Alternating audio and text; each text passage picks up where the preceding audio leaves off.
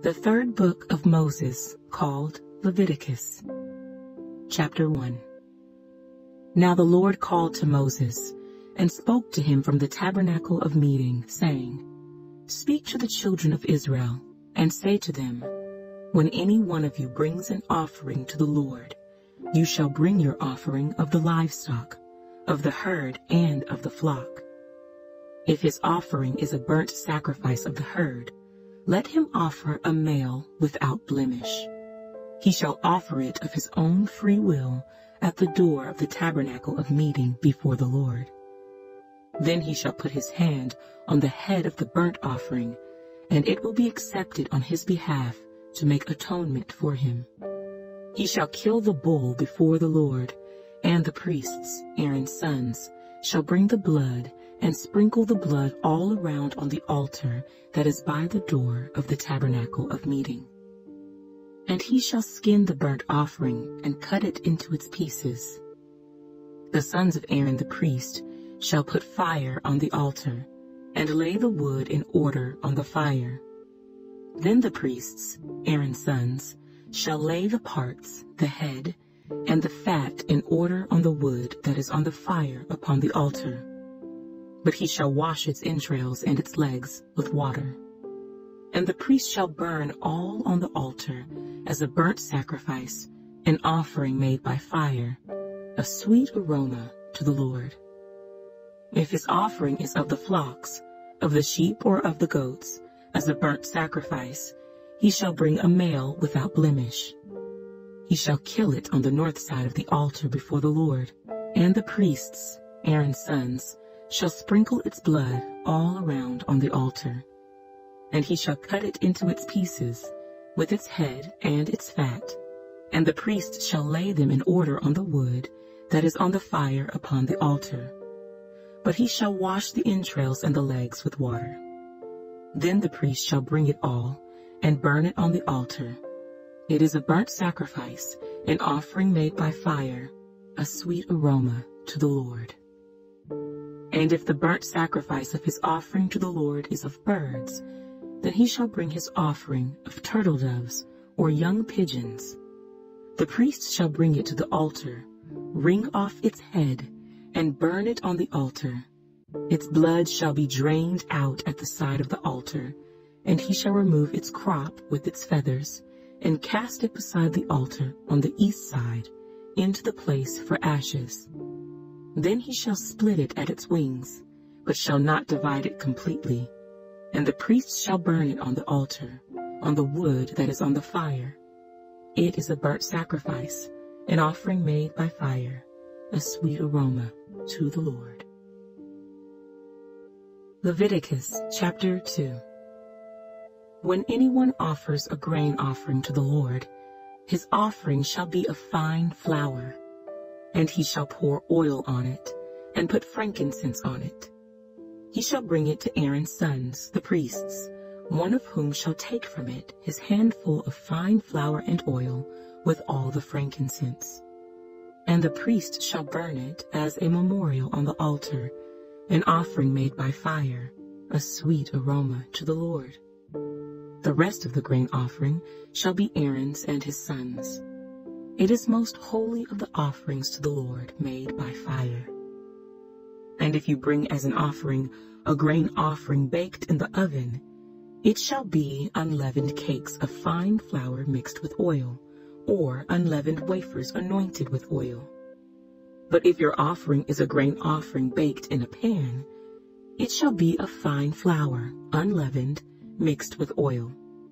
You shall break it in pieces and pour oil on it. It is a grain offering. If your offering is a grain offering baked in a covered pan, it shall be made of fine flour with oil.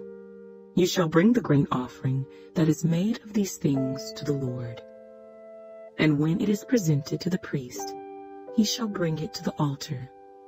Then the priest shall take from the grain offering a memorial portion, and burn it on the altar. It is an offering made by fire, a sweet aroma to the Lord. And what is left of the grain offering shall be Aaron's and his sons. It is most holy of the offerings to the Lord made by fire. No grain offering which you bring to the Lord shall be made with leaven, for you shall burn no leaven nor any honey in any offering to the Lord made by fire. As for the offering of the firstfruits, you shall offer them to the Lord, but they shall not be burned on the altar for a sweet aroma. And every offering of your grain offering you shall season with salt. You shall not allow the salt of the covenant of your God to be lacking from your grain offering. With all your offerings you shall offer salt. If you offer a grain offering of your firstfruits to the Lord, you shall offer for the grain offering of your firstfruits green heads of grain roasted on the fire, grain beaten from full heads, and you shall put oil on it and lay frankincense on it. It is a grain offering. Then the priest shall burn the memorial portion, part of its beaten grain and part of its oil, with all the frankincense, as an offering made by fire to the Lord. Leviticus chapter 3. When his offering is a sacrifice of a peace offering, if he offers it of the herd, whether male or female, he shall offer it without blemish before the Lord. And he shall lay his hand on the head of his offering, and kill it at the door of the tabernacle of meeting. And Aaron's sons, the priests, shall sprinkle the blood all around on the altar. Then he shall offer from the sacrifice of the peace offering an offering made by fire to the Lord. The fat that covers the entrails, and all the fat that is on the entrails, the 2 kidneys, and the fat that is on them by the flanks, and the fatty lobe attached to the liver above the kidneys, he shall remove. And Aaron's sons shall burn it on the altar upon the burnt sacrifice, which is on the wood that is on the fire, as an offering made by fire, a sweet aroma to the Lord. If his offering as a sacrifice of a peace offering to the Lord is of the flock, whether male or female, he shall offer it without blemish. If he offers a lamb as his offering, then he shall offer it before the Lord. And he shall lay his hand on the head of his offering, and kill it before the tabernacle of meeting. And Aaron's sons shall sprinkle its blood all around on the altar. Then he shall offer from the sacrifice of the peace offering, as an offering made by fire to the Lord, its fat, and the whole fat tail, which he shall remove close to the backbone, and the fat that covers the entrails, and all the fat that is on the entrails, the 2 kidneys, and the fat that is on them by the flanks, and the fatty lobe attached to the liver above the kidneys, he shall remove. And the priest shall burn them on the altar as food, an offering made by fire to the Lord. And if his offering is a goat, then he shall offer it before the Lord. He shall lay his hand on its head, and kill it before the tabernacle of meeting. And the sons of Aaron shall sprinkle its blood all around on the altar. Then he shall offer from it his offering, as an offering made by fire to the Lord. The fat that covers the entrails, and all the fat that is on the entrails, the 2 kidneys, and the fat that is on them by the flanks, and the fatty lobe attached to the liver above the kidneys, he shall remove. And the priest shall burn them on the altar as food, an offering made by fire for a sweet aroma.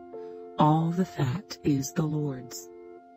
This shall be a perpetual statute throughout your generations in all your dwellings. You shall eat neither fat nor blood. Leviticus chapter 4. Now the Lord spoke to Moses, saying, Speak to the children of Israel, saying, If a person sins unintentionally against any of the commandments of the Lord, in anything which ought not to be done, and does any of them, if the anointed priest sins, bringing guilt on the people, then let him offer to the Lord for his sin which he has sinned a young bull without blemish as a sin offering.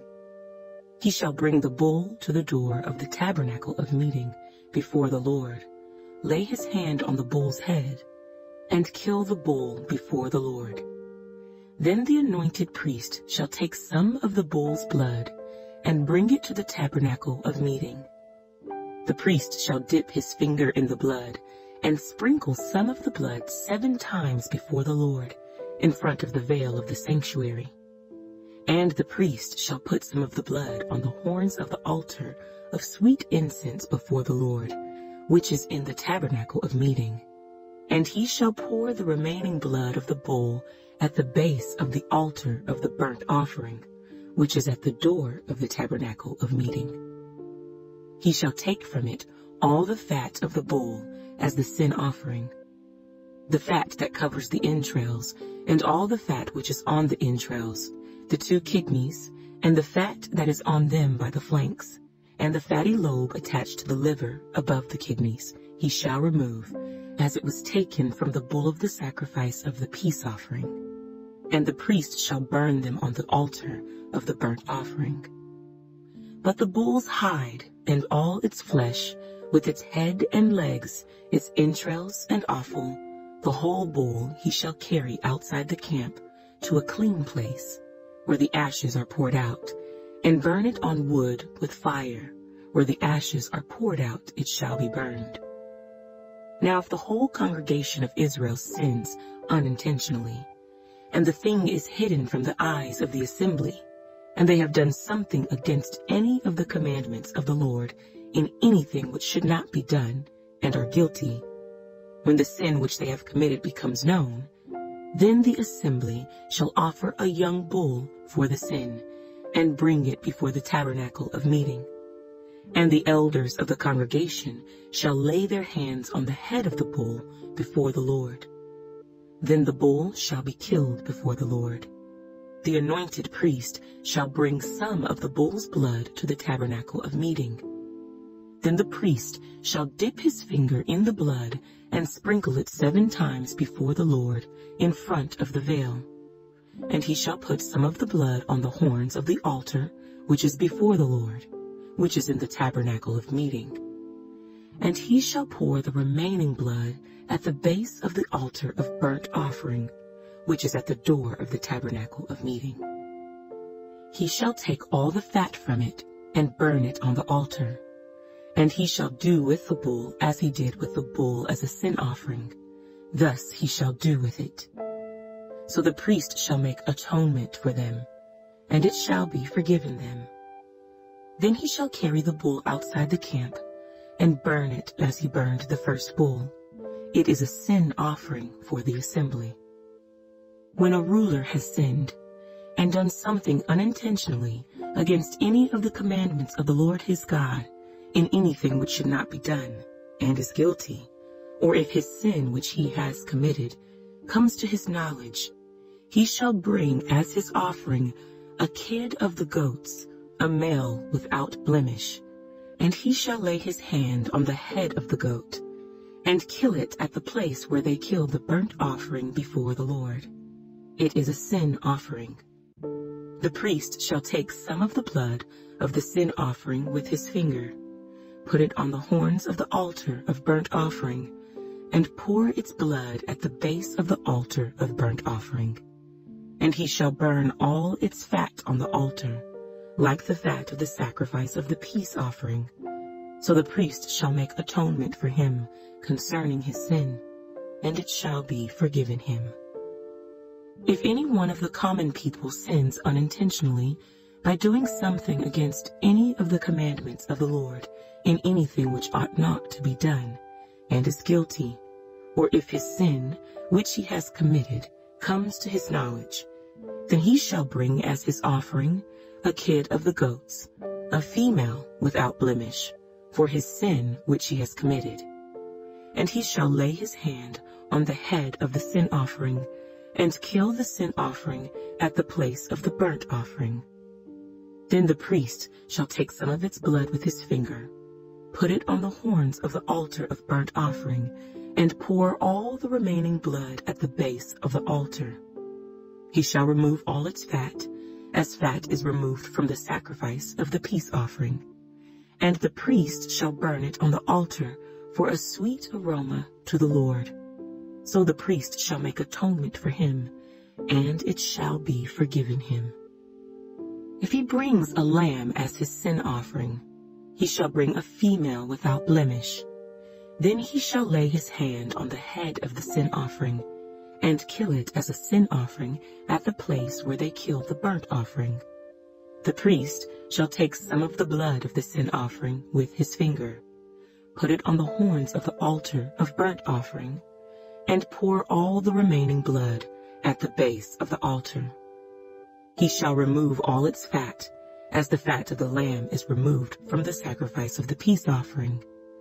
Then the priest shall burn it on the altar, according to the offerings made by fire to the Lord. So the priest shall make atonement for his sin that he has committed, and it shall be forgiven him. Leviticus chapter 5.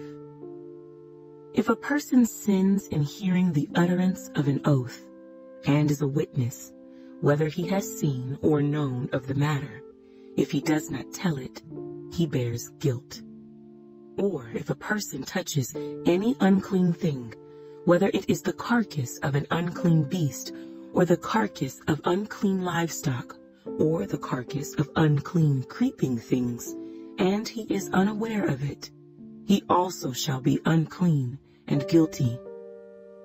Or if he touches human uncleanness, whatever uncleanness with which a man may be defiled, and he is unaware of it, when he realizes it, then he shall be guilty. Or if a person swears, speaking thoughtlessly with his lips to do evil or to do good, whatever it is that a man may pronounce by an oath, and he is unaware of it, when he realizes it, then he shall be guilty in any of these matters. And it shall be, when he is guilty in any of these matters, that he shall confess that he has sinned in that thing, and he shall bring his trespass offering to the Lord for his sin which he has committed, a female from the flock, a lamb or a kid of the goats, as a sin offering. So the priest shall make atonement for him concerning his sin. If he is not able to bring a lamb, then he shall bring to the Lord for his trespass which he has committed 2 turtle doves or 2 young pigeons, one as a sin offering and the other as a burnt offering. And he shall bring them to the priest, who shall offer that which is for the sin offering first, and wring off its head from its neck, but shall not divide it completely. Then he shall sprinkle some of the blood of the sin offering on the side of the altar, and the rest of the blood shall be drained out at the base of the altar. It is a sin offering. And he shall offer the second as a burnt offering according to the prescribed manner. So the priest shall make atonement on his behalf for his sin which he has committed, and it shall be forgiven him. But if he is not able to bring 2 turtle doves or 2 young pigeons, then he who sinned shall bring for his offering 1/10 of an ephah of fine flour as a sin offering. He shall put no oil on it, nor shall he put frankincense on it, for it is a sin offering. Then he shall bring it to the priest, and the priest shall take his handful of it as a memorial portion, and burn it on the altar according to the offerings made by fire to the Lord. It is a sin offering. The priest shall make atonement for him, for his sin that he has committed in any of these matters, and it shall be forgiven him. The rest shall be the priest's as a grain offering. Then the Lord spoke to Moses, saying, If a person commits a trespass and sins unintentionally in regard to the holy things of the Lord, then he shall bring to the Lord as his trespass offering a ram without blemish from the flocks, with your valuation in shekels of silver according to the shekel of the sanctuary, as a trespass offering. And he shall make restitution for the harm that he has done in regard to the holy thing, and shall add 1/5 to it, and give it to the priest. So the priest shall make atonement for him with the ram of the trespass offering, and it shall be forgiven him. If a person sins, and commits any of these things which are forbidden to be done by the commandments of the Lord, though he does not know it, yet he is guilty and shall bear his iniquity. And he shall bring to the priest a ram without blemish from the flock, with your valuation as a trespass offering. So the priest shall make atonement for him regarding his ignorance in which he erred and did not know it, and it shall be forgiven him. It is a trespass offering. He has certainly trespassed against the Lord. Leviticus chapter 6. And the Lord spoke to Moses, saying, If a person sins and commits a trespass against the Lord by lying to his neighbor about what was delivered to him for safekeeping, or about a pledge, or about a robbery, or if he has extorted from his neighbor, or if he has found what was lost and lies concerning it, and swears falsely, in any one of these things that a man may do in which he sins, then it shall be, because he has sinned and is guilty, that he shall restore what he has stolen, or the thing which he has extorted, or what was delivered to him for safekeeping, or the lost thing which he found, or all that about which he has sworn falsely. He shall restore its full value, add 1/5 more to it, and give it to whomever it belongs on the day of his trespass offering. And he shall bring his trespass offering to the Lord, a ram without blemish from the flock, with your valuation, as a trespass offering to the priest. So the priest shall make atonement for him before the Lord, and he shall be forgiven for any one of these things that he may have done in which he trespasses. Then the Lord spoke to Moses, saying, Command Aaron and his sons, saying, This is the law of the burnt offering. The burnt offering shall be on the hearth upon the altar all night until morning, and the fire of the altar shall be kept burning on it. And the priest shall put on his linen garment, and his linen trousers he shall put on his body, and take up the ashes of the burnt offering which the fire has consumed on the altar, and he shall put them beside the altar. Then he shall take off his garments, put on other garments, and carry the ashes outside the camp to a clean place. And the fire on the altar shall be kept burning on it. It shall not be put out. And the priest shall burn wood on it every morning, and lay the burnt offering in order on it. And he shall burn on it the fat of the peace offerings. A fire shall always be burning on the altar. It shall never go out. This is the law of the grain offering. The sons of Aaron shall offer it on the altar before the Lord.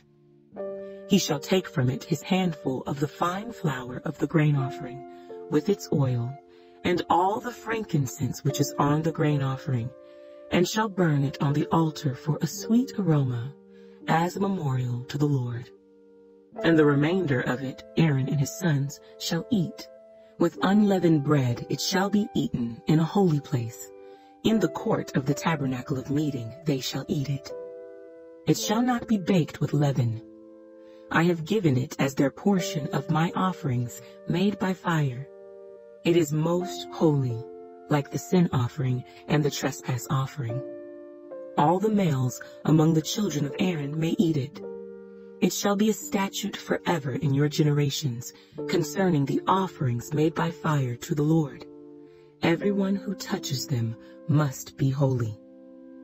And the Lord spoke to Moses, saying, This is the offering of Aaron and his sons, which they shall offer to the Lord, beginning on the day when he is anointed. 1/10 of an ephah of fine flour as a daily grain offering, half of it in the morning and half of it at night. It shall be made in a pan with oil. When it is mixed, you shall bring it in. The baked pieces of the grain offering you shall offer for a sweet aroma to the Lord. The priest from among his sons, who is anointed in his place, shall offer it. It is a statute forever to the Lord. It shall be wholly burned. For every grain offering for the priest shall be wholly burned. It shall not be eaten. Also the Lord spoke to Moses, saying, Speak to Aaron and to his sons, saying, This is the law of the sin offering. In the place where the burnt offering is killed, the sin offering shall be killed before the Lord. It is most holy. The priest who offers it for sin shall eat it. In a holy place it shall be eaten, in the court of the tabernacle of meeting. Everyone who touches its flesh must be holy. And when its blood is sprinkled on any garment, you shall wash that on which it was sprinkled in a holy place. But the earthen vessel in which it is boiled shall be broken. And if it is boiled in a bronze pot, it shall be both scoured and rinsed in water. All the males among the priests may eat it. It is most holy.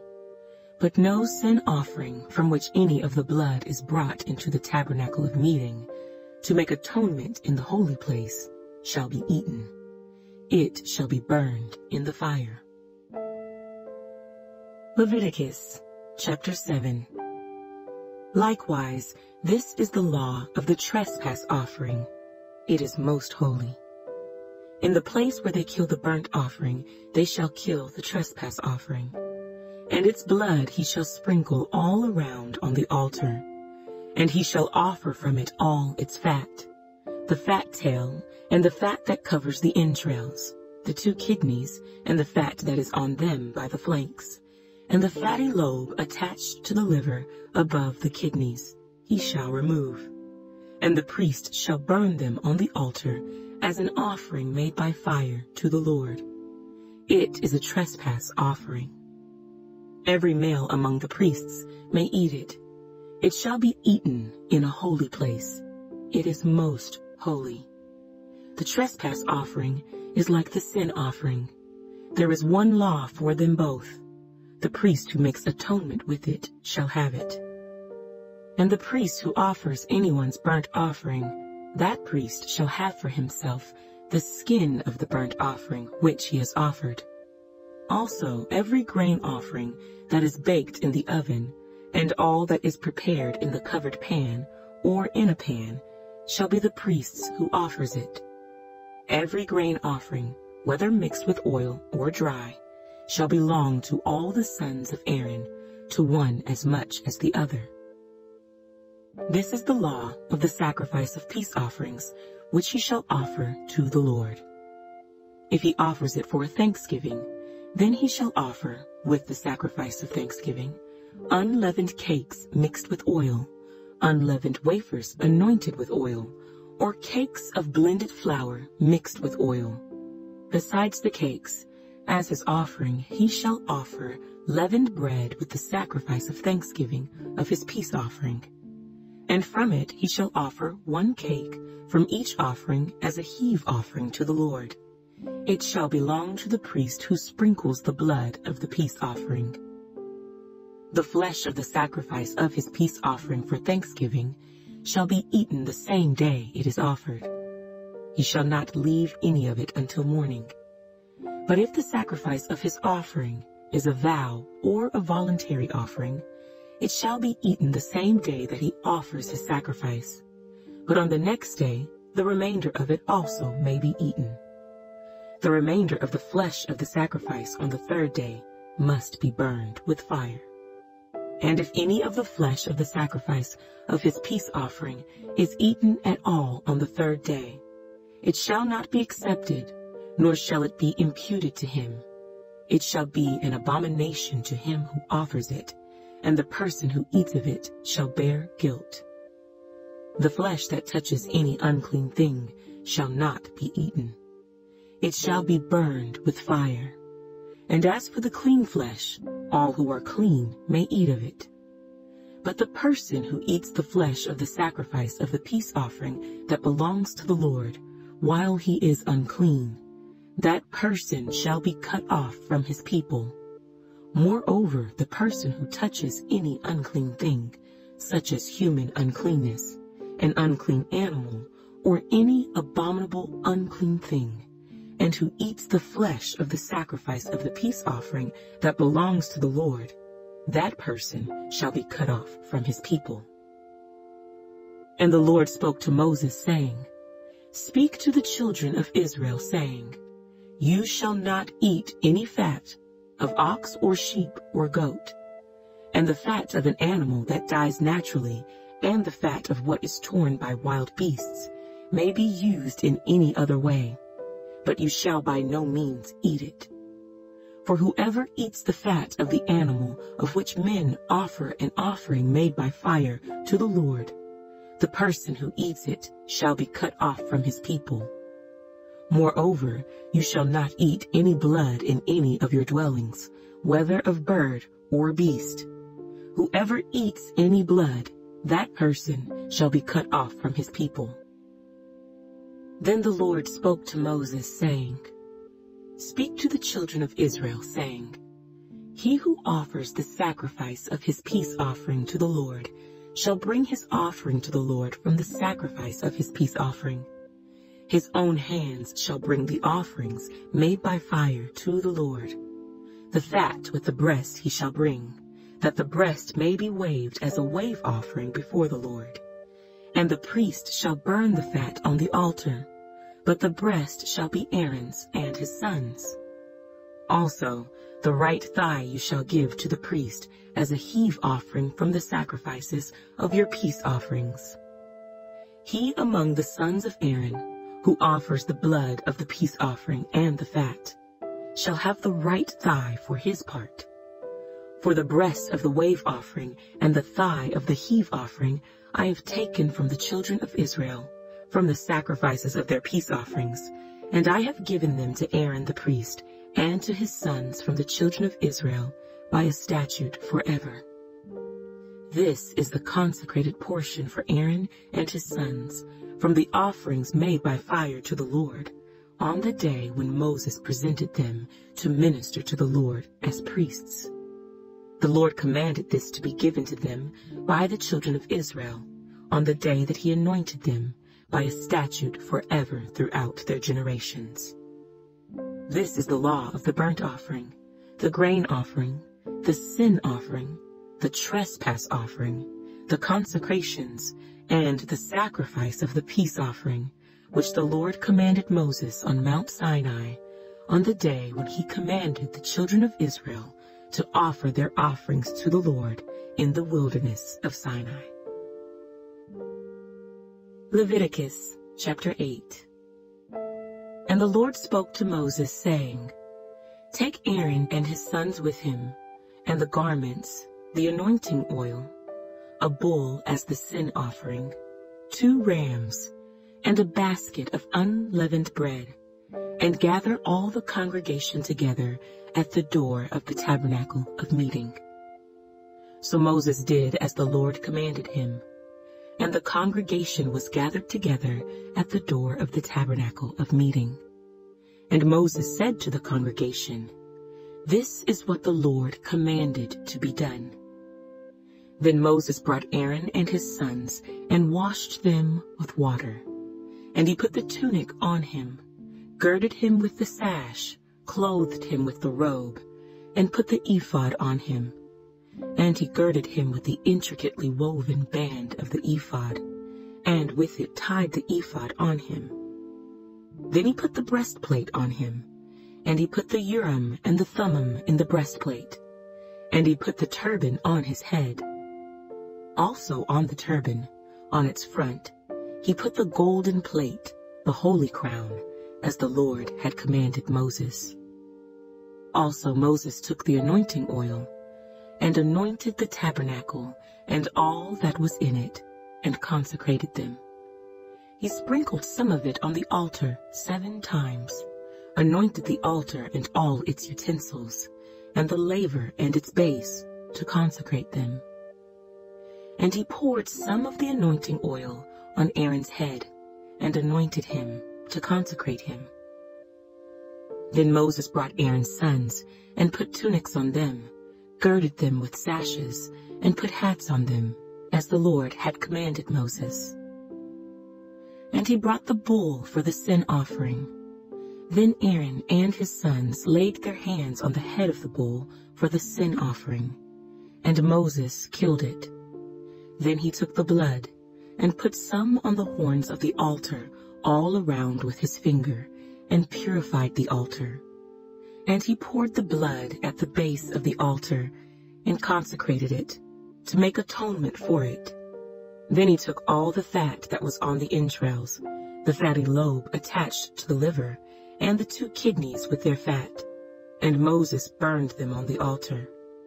But the bull, its hide, its flesh, and its offal, he burned with fire outside the camp, as the Lord had commanded Moses. Then he brought the ram as the burnt offering, and Aaron and his sons laid their hands on the head of the ram, and Moses killed it. Then he sprinkled the blood all around on the altar, and he cut the ram into pieces, and Moses burned the head, the pieces, and the fat. Then he washed the entrails and the legs in water, and Moses burned the whole ram on the altar. It was a burnt sacrifice for a sweet aroma, an offering made by fire to the Lord, as the Lord had commanded Moses. And he brought the second ram, the ram of consecration. Then Aaron and his sons laid their hands on the head of the ram, and Moses killed it. Also he took some of its blood, and put it on the tip of Aaron's right ear, on the thumb of his right hand, and on the big toe of his right foot. Then he brought Aaron's sons, and Moses put some of the blood on the tips of their right ears, on the thumbs of their right hands, and on the big toes of their right feet. And Moses sprinkled the blood all around on the altar. Then he took the fat, and the fat tail, all the fat that was on the entrails, the fatty lobe attached to the liver, the 2 kidneys and their fat, and the right thigh, and from the basket of unleavened bread that was before the Lord, he took 1 unleavened cake, a cake of bread anointed with oil, and 1 wafer, and put them on the fat and on the right thigh. And he put all these in Aaron's hands and in his sons' hands, and waved them as a wave offering before the Lord. Then Moses took them from their hands, and burned them on the altar, on the burnt offering. They were consecration offerings for a sweet aroma. That was an offering made by fire to the Lord. And Moses took the breast, and waved it as a wave offering before the Lord. It was Moses' part of the ram of consecration, as the Lord had commanded Moses. Then Moses took some of the anointing oil, and some of the blood which was on the altar, and sprinkled it on Aaron, on his garments, on his sons, and on the garments of his sons with him. And he consecrated Aaron, his garments, his sons, and the garments of his sons with him. And Moses said to Aaron and his sons, "Boil the flesh at the door of the tabernacle of meeting, and eat it there with the bread that is in the basket of consecration offerings, as I commanded, saying, Aaron and his sons shall eat it. What remains of the flesh and of the bread you shall burn with fire. And you shall not go outside the door of the tabernacle of meeting for 7 days, until the days of your consecration are ended. For 7 days he shall consecrate you. As he has done this day, so the Lord has commanded to do, to make atonement for you. Therefore you shall stay at the door of the tabernacle of meeting day and night for 7 days, and keep the charge of the Lord, so that you may not die, for so I have been commanded." So Aaron and his sons did all the things that the Lord had commanded by the hand of Moses. Leviticus chapter 9. It came to pass on the 8th day that Moses called Aaron and his sons and the elders of Israel. And he said to Aaron, "Take for yourself a young bull as a sin offering, and a ram as a burnt offering, without blemish, and offer them before the Lord. And to the children of Israel you shall speak, saying, Take a kid of the goats as a sin offering, and a calf and a lamb, both of the first year, without blemish, as a burnt offering, also a bull and a ram as peace offerings, to sacrifice before the Lord, and a grain offering mixed with oil. For today the Lord will appear to you." So they brought what Moses commanded before the tabernacle of meeting, and all the congregation drew near and stood before the Lord. Then Moses said, "This is the thing which the Lord commanded you to do, and the glory of the Lord will appear to you." And Moses said to Aaron, "Go to the altar, offer your sin offering and your burnt offering, and make atonement for yourself and for the people. Offer the offering of the people, and make atonement for them, as the Lord commanded." Aaron therefore went to the altar, and killed the calf of the sin offering, which was for himself. Then the sons of Aaron brought the blood to him. And he dipped his finger in the blood, put it on the horns of the altar, and poured the blood at the base of the altar. But the fat, the kidneys, and the fatty lobe from the liver of the sin offering he burned on the altar, as the Lord had commanded Moses. The flesh and the hide he burned with fire outside the camp. And he killed the burnt offering, and Aaron's sons presented to him the blood, which he sprinkled all around on the altar. Then they presented the burnt offering to him, with its pieces and head, and he burned them on the altar. And he washed the entrails and the legs, and burned them with the burnt offering on the altar. Then he brought the people's offering, and took the goat, which was the sin offering for the people, and killed it, and offered it for sin, like the first one. And he brought the burnt offering, and offered it according to the prescribed manner. Then he brought the grain offering, took a handful of it, and burned it on the altar, besides the burnt sacrifice of the morning. He also killed the bull and the ram as sacrifices of peace offerings, which were for the people. And Aaron's sons presented to him the blood, which he sprinkled all around on the altar, and the fat from the bull and the ram, the fatty tail, what covers the entrails and the kidneys, and the fatty lobe attached to the liver. And they put the fat on the breasts. Then he burned the fat on the altar, but the breasts and the right thigh Aaron waved as a wave offering before the Lord, as Moses had commanded. Then Aaron lifted his hand toward the people, blessed them, and came down from offering the sin offering, the burnt offering, and peace offerings. And Moses and Aaron went into the tabernacle of meeting, and came out and blessed the people. Then the glory of the Lord appeared to all the people, and fire came out from before the Lord, and consumed the burnt offering and the fat on the altar. When all the people saw it, they shouted and fell on their faces.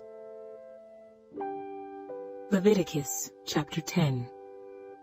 Then Nadab and Abihu, the sons of Aaron, each took his censer and put fire in it, put incense on it, and offered profane fire before the Lord, which he had not commanded them. So fire went out from the Lord and devoured them, and they died before the Lord. And Moses said to Aaron, "This is what the Lord spoke, saying, By those who come near me I must be regarded as holy, and before all the people I must be glorified." So Aaron held his peace. Then Moses called Mishael and Elzaphan, the sons of Uzziel, the uncle of Aaron, and said to them, "Come near, carry your brethren from before the sanctuary out of the camp." So they went near and carried them by their tunics out of the camp, as Moses had said. And Moses said to Aaron and to Eleazar and Ithamar, his sons, "Do not uncover your heads, nor tear your clothes, lest you die, and wrath come upon all the people. But let your brethren, the whole house of Israel, bewail the burning which the Lord has kindled. You shall not go out from the door of the tabernacle of meeting, lest you die, for the anointing oil of the Lord is upon you." And they did according to the word of Moses. Then the Lord spoke to Aaron, saying, Do not drink wine or intoxicating drink, you nor your sons with you, when you go into the tabernacle of meeting, lest you die. It shall be a statute forever throughout your generations, that you may distinguish between holy and unholy, and between unclean and clean, and that you may teach the children of Israel all the statutes which the Lord has spoken to them by the hand of Moses.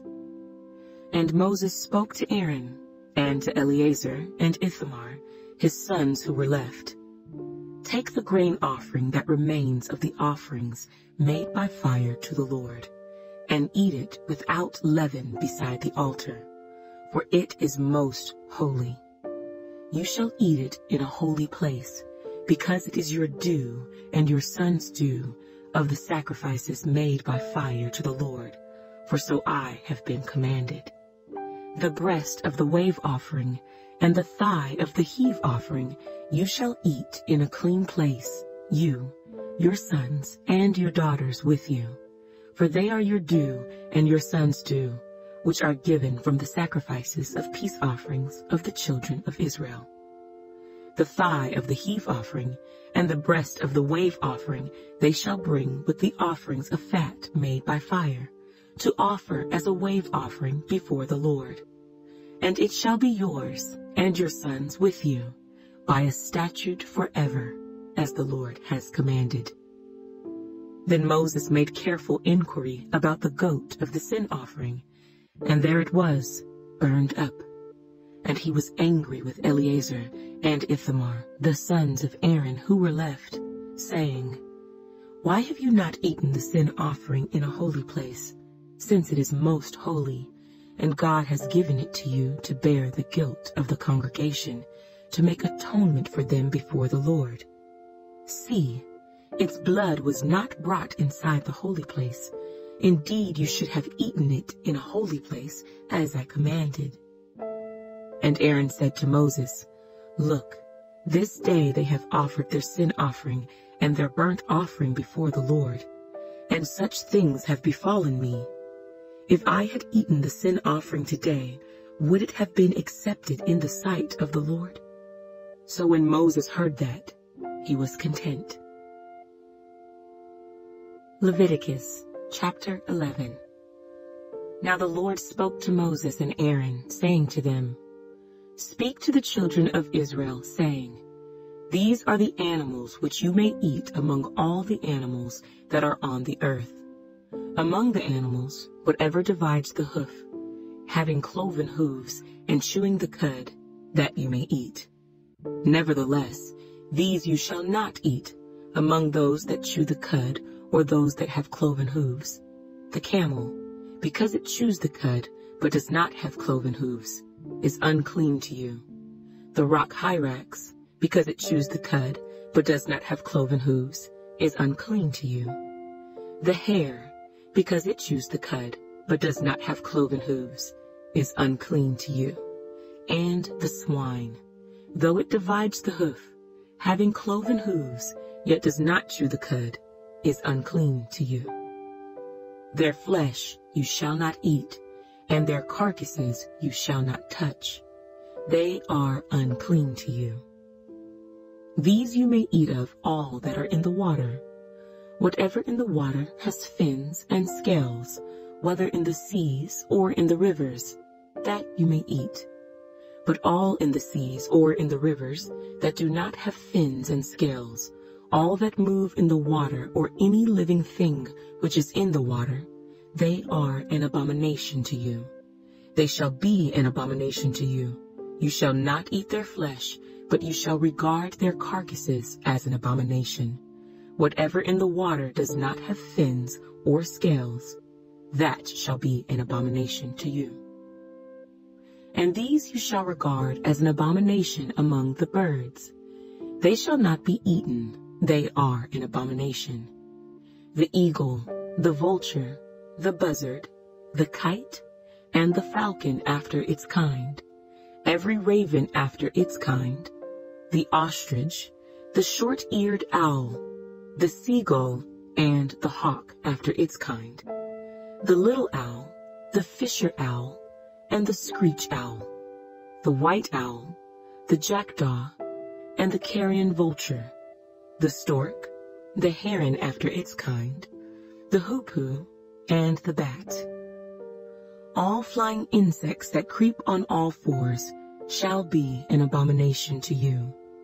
Yet these you may eat, of every flying insect that creeps on all fours, those which have jointed legs above their feet, with which to leap on the earth.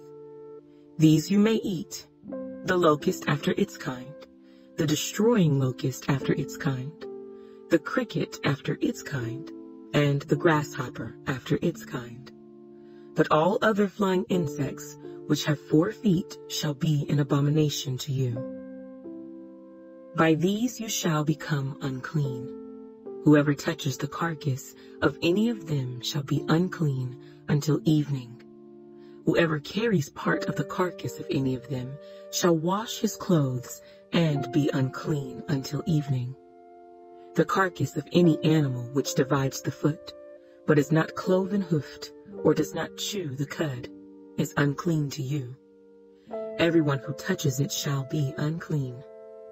And whatever goes on its paws, among all kinds of animals that go on all fours, those are unclean to you.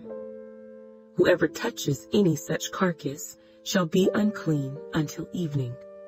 Whoever carries any such carcass shall wash his clothes and be unclean until evening. It is unclean to you. These also shall be unclean to you among the creeping things that creep on the earth: the mole, the mouse, and the large lizard after its kind, the gecko, the monitor lizard, the sand reptile, the sand lizard, and the chameleon. These are unclean to you among all that creep. Whoever touches them when they are dead shall be unclean until evening.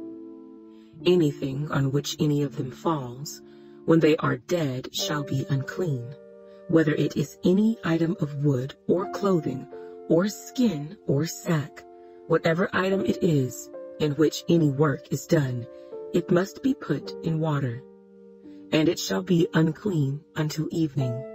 Then it shall be clean. Any earthen vessel into which any of them falls, you shall break, and whatever is in it shall be unclean. In such a vessel, any edible food upon which water falls becomes unclean, and any drink that may be drunk from it becomes unclean. And everything on which a part of any such carcass falls shall be unclean, whether it is an oven or cooking stove, it shall be broken down, for they are unclean, and shall be unclean to you. Nevertheless, a spring or a cistern in which there is plenty of water shall be clean, but whatever touches any such carcass becomes unclean. And if a part of any such carcass falls on any planting seed which is to be sown, it remains clean. But if water is put on the seed, and if a part of any such carcass falls on it, it becomes unclean to you.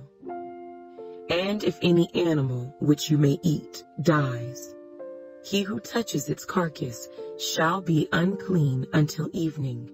He who eats of its carcass shall wash his clothes and be unclean until evening. He also who carries its carcass shall wash his clothes and be unclean until evening. And every creeping thing that creeps on the earth shall be an abomination. It shall not be eaten. Whatever crawls on its belly, whatever goes on all fours, or whatever has many feet among all creeping things that creep on the earth, these you shall not eat, for they are an abomination. You shall not make yourselves abominable with any creeping thing that creeps, nor shall you make yourselves unclean with them, lest you be defiled by them. For I am the Lord your God. You shall therefore consecrate yourselves, and you shall be holy, for I am holy.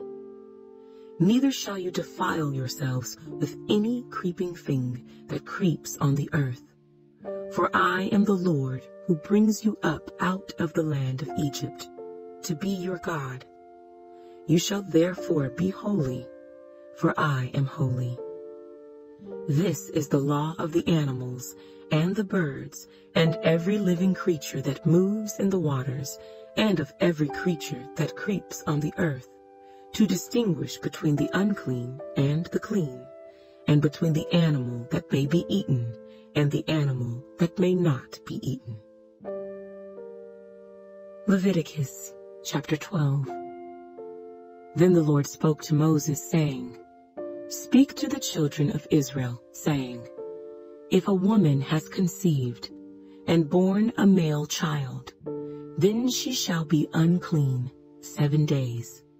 As in the days of her customary impurity, she shall be unclean. And on the 8th day, the flesh of his foreskin shall be circumcised. She shall then continue in the blood of her purification 33 days. She shall not touch any hallowed thing, nor come into the sanctuary until the days of her purification are fulfilled. But if she bears a female child, then she shall be unclean 2 weeks, as in her customary impurity, and she shall continue in the blood of her purification 66 days. When the days of her purification are fulfilled, whether for a son or a daughter, she shall bring to the priest a lamb of the first year as a burnt offering, and a young pigeon or a turtle dove as a sin offering to the door of the tabernacle of meeting. Then he shall offer it before the Lord, and make atonement for her, and she shall be clean from the flow of her blood. This is the law for her who has borne a male or a female. And if she is not able to bring a lamb, then she may bring 2 turtle doves or 2 young pigeons, one as a burnt offering, and the other as a sin offering. So the priest shall make atonement for her, and she will be clean. Leviticus chapter 13. And the Lord spoke to Moses and Aaron, saying, When a man has on the skin of his body a swelling, a scab, or a bright spot, and it becomes on the skin of his body like a leprous sore, then he shall be brought to Aaron the priest, or to one of his sons the priests. The priest shall examine the sore on the skin of the body, and if the hair on the sore has turned white, and the sore appears to be deeper than the skin of his body, it is a leprous sore. Then the priest shall examine him, and pronounce him unclean. But if the bright spot is white on the skin of his body, and does not appear to be deeper than the skin, and its hair has not turned white, then the priest shall isolate the one who has the sore 7 days. And the priest shall examine him on the 7th day. And indeed, if the sore appears to be as it was, and the sore has not spread on the skin, then the priest shall isolate him another 7 days. Then the priest shall examine him again on the 7th day. And indeed, if the sore has faded, and the sore has not spread on the skin, then the priest shall pronounce him clean. It is only a scab, and he shall wash his clothes and be clean. But if the scab should at all spread over the skin after he has been seen by the priest for his cleansing, he shall be seen by the priest again. And if the priest sees that the scab has indeed spread on the skin, then the priest shall pronounce him unclean. It is leprosy.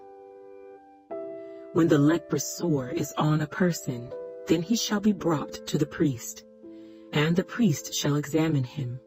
And indeed, if the swelling on the skin is white, and it has turned the hair white, and there is a spot of raw flesh in the swelling, it is an old leprosy on the skin of his body.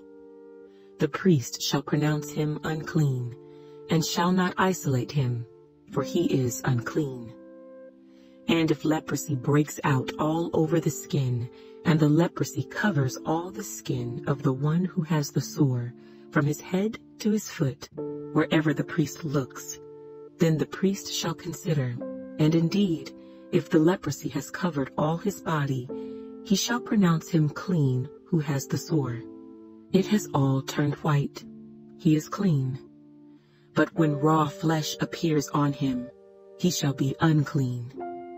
And the priest shall examine the raw flesh and pronounce him to be unclean. For the raw flesh is unclean. It is leprosy. Or if the raw flesh changes and turns white again, he shall come to the priest, and the priest shall examine him. And indeed, if the sore has turned white, then the priest shall pronounce him clean who has the sore. He is clean. If the body develops a boil in the skin, and it is healed, and in the place of the boil there comes a white swelling or a bright spot, reddish white, then it shall be shown to the priest. And if, when the priest sees it, it indeed appears deeper than the skin, and its hair has turned white, the priest shall pronounce him unclean. It is a leprous sore which has broken out of the boil. But if the priest examines it, and indeed there are no white hairs in it, and it is not deeper than the skin, but has faded, then the priest shall isolate him 7 days. And if it should at all spread over the skin, then the priest shall pronounce him unclean. It is a leprous sore. But if the bright spot stays in one place, and has not spread, it is the scar of the boil, and the priest shall pronounce him clean. Or if the body receives a burn on its skin by fire, and the raw flesh of the burn becomes a bright spot, reddish white or white, then the priest shall examine it. And indeed, if the hair of the bright spot has turned white, and it appears deeper than the skin, it is leprosy broken out in the burn. Therefore the priest shall pronounce him unclean. It is a leprous sore. But if the priest examines it, and indeed there are no white hairs in the bright spot, and it is not deeper than the skin, but has faded, then the priest shall isolate him 7 days. And the priest shall examine him on the 7th day. If it has at all spread over the skin, then the priest shall pronounce him unclean. It is a leprous sore. But if the bright spot stays in one place, and has not spread on the skin, but has faded, it is a swelling from the burn. The priest shall pronounce him clean, for it is the scar from the burn. If a man or woman has a sore on the head or the beard, then the priest shall examine the sore, and indeed if it appears deeper than the skin, and there is in it thin yellow hair, then the priest shall pronounce him unclean. It is a scaly leprosy of the head or beard. But if the priest examines the scaly sore, and indeed it does not appear deeper than the skin, and there is no black hair in it, then the priest shall isolate the one who has the scale 7 days. And on the 7th day the priest shall examine the sore, and indeed, if the scale has not spread, and there is no yellow hair in it, and the scale does not appear deeper than the skin, he shall shave himself, but the scale he shall not shave. And the priest shall isolate the one who has the scale another 7 days. On the 7th day the priest shall examine the scale, and indeed, if the scale has not spread over the skin, and does not appear deeper than the skin, then the priest shall pronounce him clean. He shall wash his clothes and be clean. But if the scale should at all spread over the skin after his cleansing, then the priest shall examine him, and indeed, if the scale has spread over the skin, the priest need not seek for yellow hair. He is unclean. But if the scale appears to be at a standstill, and there is black hair grown up in it, the scale has healed. He is clean, and the priest shall pronounce him clean. If a man or a woman has bright spots on the skin of the body, specifically white bright spots, then the priest shall look. And indeed, if the bright spots on the skin of the body are dull white, it is a white spot that grows on the skin. He is clean. As for the man whose hair has fallen from his head, he is bald, but he is clean. He whose hair has fallen from his forehead, he is bald on the forehead, but he is clean. And if there is on the bald head or bald forehead a reddish-white sore, it is leprosy breaking out on his bald head or his bald forehead. Then the priest shall examine it. And indeed, if the swelling of the sore is reddish-white on his bald head or on his bald forehead, as the appearance of leprosy on the skin of the body, he is a leprous man. He is unclean. The priest shall surely pronounce him unclean. His sore is on his head. Now the leper on whom the sore is, his clothes shall be torn and his head bare. And he shall cover his mustache and cry, Unclean, unclean. He shall be unclean. All the days he has the sore, he shall be unclean. He is unclean, and he shall dwell alone. His dwelling shall be outside the camp. Also, if a garment has a leprous plague in it, whether it is a woolen garment or a linen garment, whether it is in the warp or woof of linen or wool, whether in leather or in anything made of leather, and if the plague is greenish or reddish in the garment or in the leather, whether in the warp or in the woof, or in anything made of leather, it is a leprous plague and shall be shown to the priest. The priest shall examine the plague, and isolate that which has the plague 7 days, and he shall examine the plague on the 7th day. If the plague has spread in the garment, either in the warp or in the woof, in the leather or in anything made of leather, the plague is an active leprosy. It is unclean. He shall therefore burn that garment in which is the plague, whether warp or woof, in wool or in linen, or anything of leather, for it is an active leprosy. The garment shall be burned in the fire. But if the priest examines it, and indeed the plague has not spread in the garment, either in the warp or in the woof, or in anything made of leather, then the priest shall command that they wash the thing in which is the plague, and he shall isolate it another 7 days. Then the priest shall examine the plague after it has been washed. And indeed, if the plague has not changed its color, though the plague has not spread, it is unclean, and you shall burn it in the fire. It continues eating away, whether the damage is outside or inside. If the priest examines it, and indeed the plague has faded after washing it, then he shall tear it out of the garment, whether out of the warp or out of the woof, or out of the leather. But if it appears again in the garment, either in the warp or in the woof, or in anything made of leather, it is a spreading plague. You shall burn with fire that in which is the plague.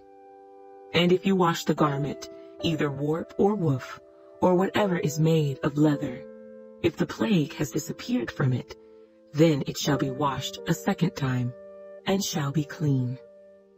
This is the law of the leprous plague in a garment of wool or linen, either in the warp or woof, or in anything made of leather, to pronounce it clean or to pronounce it unclean. Leviticus chapter 14. Then the Lord spoke to Moses, saying, This shall be the law of the leper for the day of his cleansing. He shall be brought to the priest. And the priest shall go out of the camp, and the priest shall examine him. And indeed, if the leprosy is healed in the leper, then the priest shall command to take for him who is to be cleansed 2 living and clean birds, cedar wood, scarlet, and hyssop. And the priest shall command that one of the birds be killed in an earthen vessel over running water. As for the living bird, he shall take it, the cedar wood, and the scarlet, and the hyssop, and dip them and the living bird in the blood of the bird that was killed over the running water. And he shall sprinkle it 7 times on him who is to be cleansed from the leprosy, and shall pronounce him clean, and shall let the living bird loose in the open field. He who is to be cleansed shall wash his clothes, shave off all his hair, and wash himself in water, that he may be clean. After that he shall come into the camp, and shall stay outside his tent 7 days. But on the 7th day he shall shave all the hair off his head, and his beard, and his eyebrows, all his hair he shall shave off. He shall wash his clothes, and wash his body in water, and he shall be clean.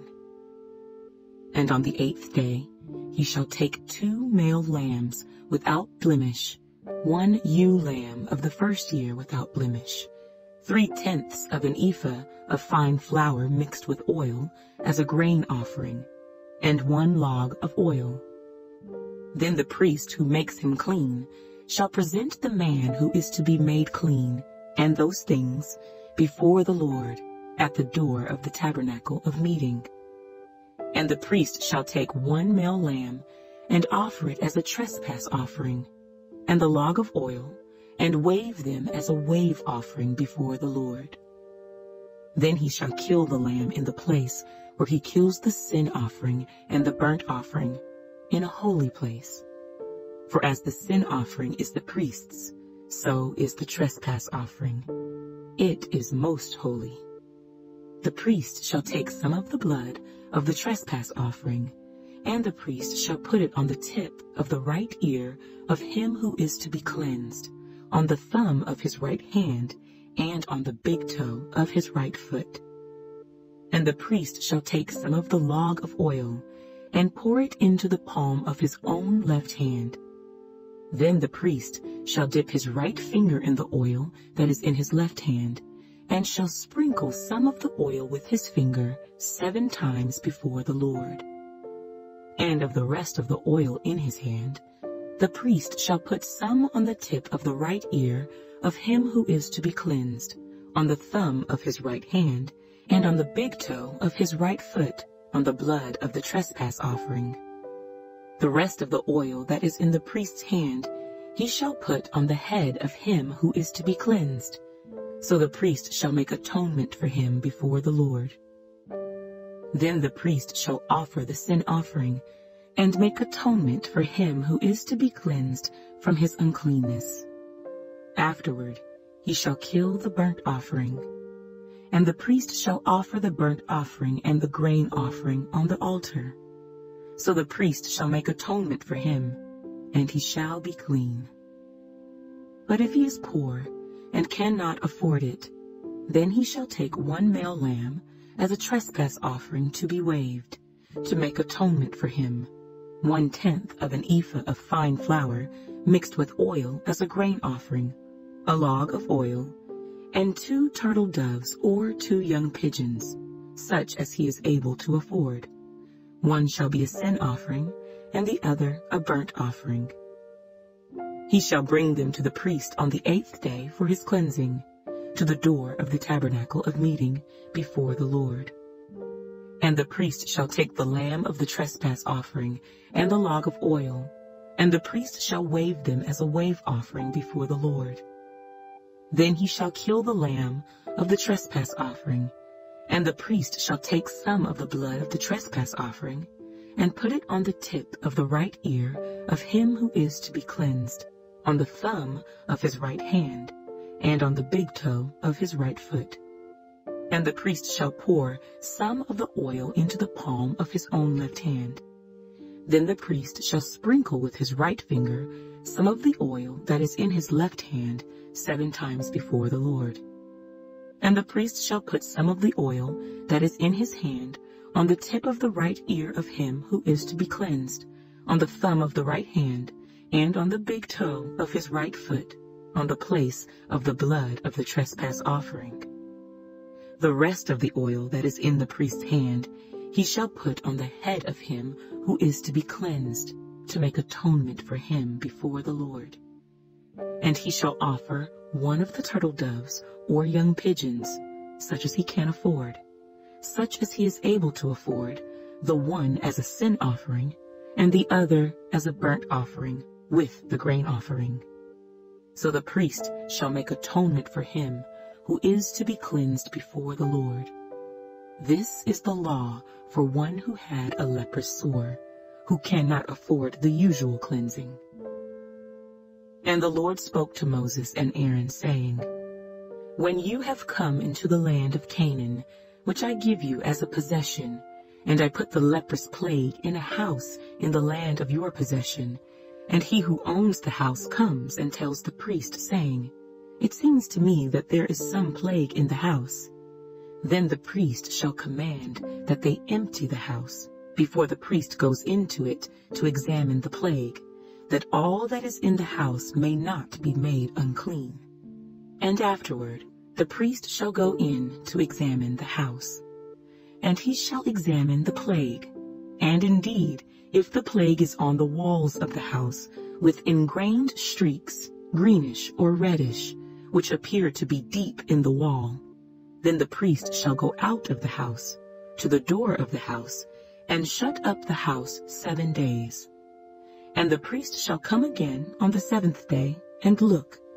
And indeed, if the plague has spread on the walls of the house, then the priest shall command that they take away the stones in which is the plague, and they shall cast them into an unclean place outside the city. And he shall cause the house to be scraped inside, all around, and the dust that they scrape off they shall pour out in an unclean place outside the city. Then they shall take other stones, and put them in the place of those stones, and he shall take other mortar, and plaster the house. Now if the plague comes back and breaks out in the house, after he has taken away the stones, after he has scraped the house, and after it is plastered, then the priest shall come and look. And indeed, if the plague has spread in the house, it is an active leprosy in the house. It is unclean. And he shall break down the house, its stones, its timber, and all the plaster of the house, and he shall carry them outside the city to an unclean place. Moreover, he who goes into the house at all, while it is shut up, shall be unclean until evening. And he who lies down in the house shall wash his clothes, and he who eats in the house shall wash his clothes. But if the priest comes in and examines it, and indeed the plague has not spread in the house after the house was plastered, then the priest shall pronounce the house clean, because the plague is healed. And he shall take, to cleanse the house, 2 birds, cedar wood, scarlet, and hyssop. Then he shall kill one of the birds in an earthen vessel over running water. And he shall take the cedar wood, the hyssop, the scarlet, and the living bird, and dip them in the blood of the slain bird and in the running water, and sprinkle the house 7 times. And he shall cleanse the house with the blood of the bird, and the running water, and the living bird, with the cedar wood, the hyssop, and the scarlet.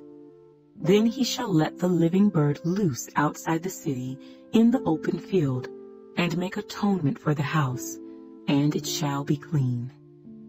This is the law for any leprous sore and scale, for the leprosy of a garment and of a house, for a swelling and a scab and a bright spot, to teach when it is unclean and when it is clean. This is the law of leprosy. Leviticus chapter 15. And the Lord spoke to Moses and Aaron, saying, Speak to the children of Israel, and say to them, When any man has a discharge from his body, his discharge is unclean. And this shall be his uncleanness in regard to his discharge, whether his body runs with his discharge, or his body is stopped up by his discharge, it is his uncleanness. Every bed is unclean on which he who has the discharge lies, and everything on which he sits shall be unclean. And whoever touches his bed shall wash his clothes and bathe in water, and be unclean until evening. He who sits on anything on which he who has the discharge sat shall wash his clothes and bathe in water, and be unclean until evening. And he who touches the body of him who has the discharge shall wash his clothes and bathe in water, and be unclean until evening.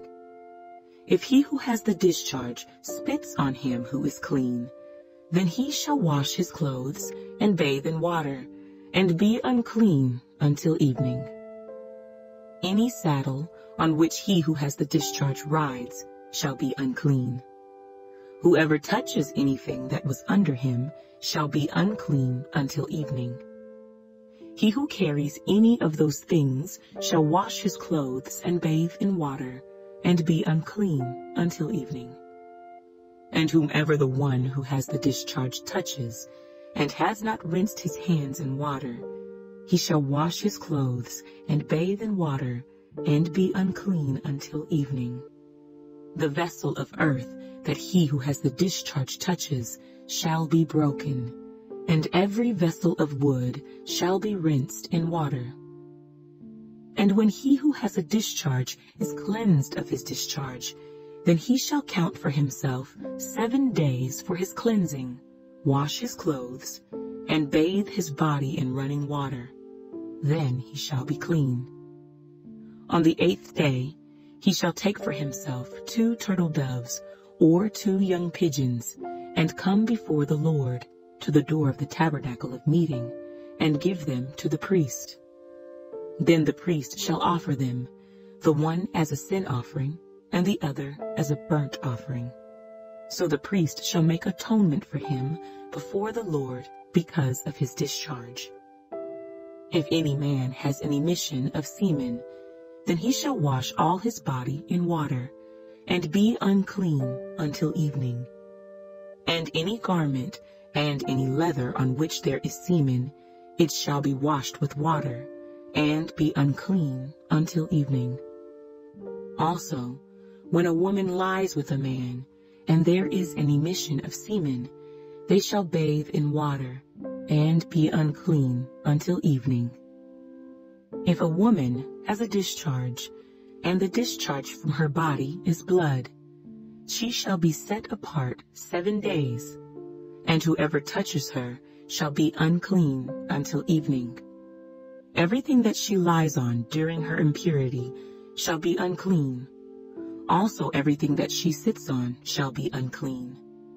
Whoever touches her bed shall wash his clothes and bathe in water, and be unclean until evening.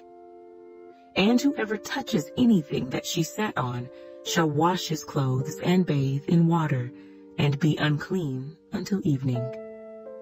If anything is on her bed, or on anything on which she sits, when he touches it, he shall be unclean until evening.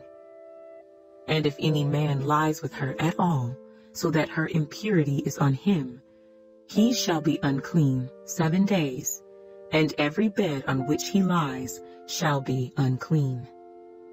If a woman has a discharge of blood for many days, other than at the time of her customary impurity, or if it runs beyond her usual time of impurity, all the days of her unclean discharge shall be as the days of her customary impurity. She shall be unclean. Every bed on which she lies all the days of her discharge shall be to her as the bed of her impurity, and whatever she sits on shall be unclean, as the uncleanness of her impurity. Whoever touches those things shall be unclean. He shall wash his clothes and bathe in water, and be unclean until evening. But if she is cleansed of her discharge, then she shall count for herself 7 days, and after that she shall be clean. And on the 8th day she shall take for herself 2 turtle doves or 2 young pigeons, and bring them to the priest to the door of the tabernacle of meeting. Then the priest shall offer the one as a sin offering, and the other as a burnt offering. And the priest shall make atonement for her before the Lord for the discharge of her uncleanness. Thus you shall separate the children of Israel from their uncleanness, lest they die in their uncleanness when they defile my tabernacle that is among them. This is the law for one who has a discharge, and for him who emits semen and is unclean thereby, and for her who is indisposed because of her customary impurity, and for one who has a discharge, either man or woman, and for him who lies with her who is unclean. Leviticus chapter 16. Now the Lord spoke to Moses after the death of the two sons of Aaron, when they offered profane fire before the Lord, and died. And the Lord said to Moses, Tell Aaron your brother not to come at just any time into the holy place inside the veil, before the mercy seat which is on the ark, lest he die. For I will appear in the cloud above the mercy seat. Thus Aaron shall come into the holy place with the blood of a young bull as a sin offering, and of a ram as a burnt offering. He shall put the holy linen tunic and the linen trousers on his body. He shall be girded with a linen sash, and with a linen turban he shall be attired. These are holy garments. Therefore he shall wash his body in water, and put them on. And he shall take from the congregation of the children of Israel 2 kids of the goats as a sin offering, and 1 ram as a burnt offering. Aaron shall offer the bull as a sin offering, which is for himself, and make atonement for himself and for his house. He shall take the 2 goats and present them before the Lord at the door of the tabernacle of meeting. Then Aaron shall cast lots for the 2 goats, 1 lot for the Lord, and the other lot for the scapegoat. And Aaron shall bring the goat on which the Lord's lot fell, and offer it as a sin offering. But the goat on which the lot fell to be the scapegoat shall be presented alive before the Lord, to make atonement upon it, and to let it go as the scapegoat into the wilderness. And Aaron shall bring the bull of the sin offering, which is for himself, and make atonement for himself and for his house, and shall kill the bull as the sin offering, which is for himself. Then he shall take a censer full of burning coals of fire from the altar before the Lord, with his hands full of sweet incense beaten fine, and bring it inside the veil. And he shall put the incense on the fire before the Lord, that the cloud of incense may cover the mercy seat that is on the testimony, lest he die. He shall take some of the blood of the bull, and sprinkle it with his finger on the mercy seat on the east side, and before the mercy seat he shall sprinkle some of the blood with his finger 7 times. Then he shall kill the goat of the sin offering, which is for the people, bring its blood inside the veil, do with that blood as he did with the blood of the bull, and sprinkle it on the mercy seat and before the mercy seat. So he shall make atonement for the holy place, because of the uncleanness of the children of Israel, and because of their transgressions, for all their sins. And so he shall do for the tabernacle of meeting, which remains among them in the midst of their uncleanness. There shall be no man in the tabernacle of meeting when he goes in to make atonement in the holy place, until he comes out, that he may make atonement for himself, for his household, and for all the assembly of Israel. And he shall go out to the altar that is before the Lord, and make atonement for it, and shall take some of the blood of the bull, and some of the blood of the goat, and put it on the horns of the altar all around. Then he shall sprinkle some of the blood on it with his finger 7 times, cleanse it, and consecrate it from the uncleanness of the children of Israel. And when he has made an end of atoning for the holy place, the tabernacle of meeting, and the altar, he shall bring the live goat. Aaron shall lay both his hands on the head of the live goat, confess over it all the iniquities of the children of Israel and all their transgressions concerning all their sins, putting them on the head of the goat, and shall send it away into the wilderness by the hand of a suitable man. The goat shall bear on itself all their iniquities to an uninhabited land, and he shall release the goat in the wilderness. Then Aaron shall come into the tabernacle of meeting, shall take off the linen garments which he put on when he went into the holy place, and shall leave them there. And he shall wash his body with water in a holy place, put on his garments, come out and offer his burnt offering and the burnt offering of the people, and make atonement for himself and for the people. The fat of the sin offering he shall burn on the altar. And he who released the goat as the scapegoat shall wash his clothes and bathe his body in water, and afterward he may come into the camp. The bull for the sin offering, and the goat for the sin offering, whose blood was brought in to make atonement in the holy place, shall be carried outside the camp. And they shall burn in the fire their skins, their flesh, and their offal. Then he who burns them shall wash his clothes and bathe his body in water, and afterward he may come into the camp. This shall be a statute forever for you. In the 7th month, on the 10th day of the month, you shall afflict your souls, and do not work at all, whether a native of your own country or a stranger who dwells among you. For on that day the priest shall make atonement for you, to cleanse you, that you may be clean from all your sins before the Lord. It is a Sabbath of solemn rest for you, and you shall afflict your souls. It is a statute forever. And the priest, who is anointed and consecrated to minister as priest in his father's place, shall make atonement, and put on the linen clothes, the holy garments. Then he shall make atonement for the holy sanctuary, and he shall make atonement for the tabernacle of meeting, and for the altar. And he shall make atonement for the priests, and for all the people of the assembly. This shall be an everlasting statute for you, to make atonement for the children of Israel, for all their sins, once a year. And he did as the Lord commanded Moses. Leviticus chapter 17.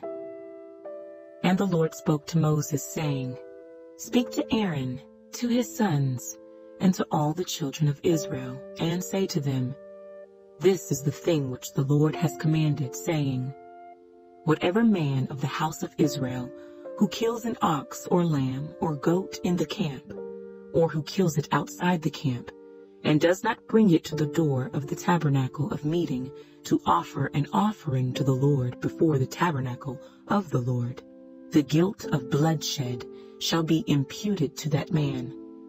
He has shed blood, and that man shall be cut off from among his people, to the end that the children of Israel may bring their sacrifices which they offer in the open field, that they may bring them to the Lord at the door of the tabernacle of meeting, to the priest, and offer them as peace offerings to the Lord.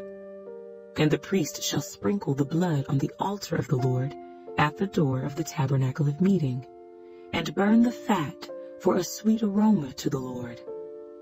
They shall no more offer their sacrifices to demons, after whom they have played the harlot. This shall be a statute forever for them throughout their generations. Also you shall say to them, Whatever man of the house of Israel, or of the strangers who dwell among you, who offers a burnt offering or sacrifice, and does not bring it to the door of the tabernacle of meeting to offer it to the Lord, that man shall be cut off from among his people. And whatever man of the house of Israel, or of the strangers who dwell among you, who eats any blood, I will set my face against that person who eats blood, and will cut him off from among his people. For the life of the flesh is in the blood, and I have given it to you upon the altar to make atonement for your souls, for it is the blood that makes atonement for the soul. Therefore I said to the children of Israel, no one among you shall eat blood, nor shall any stranger who dwells among you eat blood. Whatever man of the children of Israel, or of the strangers who dwell among you, who hunts and catches any animal or bird that may be eaten, he shall pour out its blood and cover it with dust, for it is the life of all flesh. Its blood sustains its life. Therefore I said to the children of Israel, you shall not eat the blood of any flesh, for the life of all flesh is its blood. Whoever eats it shall be cut off. And every person who eats what died naturally, or what was torn by beasts, whether he is a native of your own country or a stranger, he shall both wash his clothes and bathe in water, and be unclean until evening. Then he shall be clean. But if he does not wash them or bathe his body, then he shall bear his guilt. Leviticus chapter 18. Then the Lord spoke to Moses, saying, speak to the children of Israel and say to them, I am the Lord your God.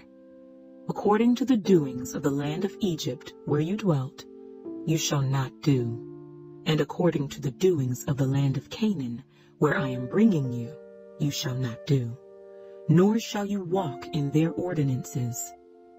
You shall observe my judgments and keep my ordinances to walk in them. I am the Lord your God. You shall therefore keep my statutes and my judgments, which if a man does, he shall live by them. I am the Lord. None of you shall approach anyone who is near of kin to him, to uncover his nakedness.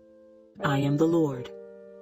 The nakedness of your father or the nakedness of your mother you shall not uncover. She is your mother. You shall not uncover her nakedness. The nakedness of your father's wife you shall not uncover. It is your father's nakedness.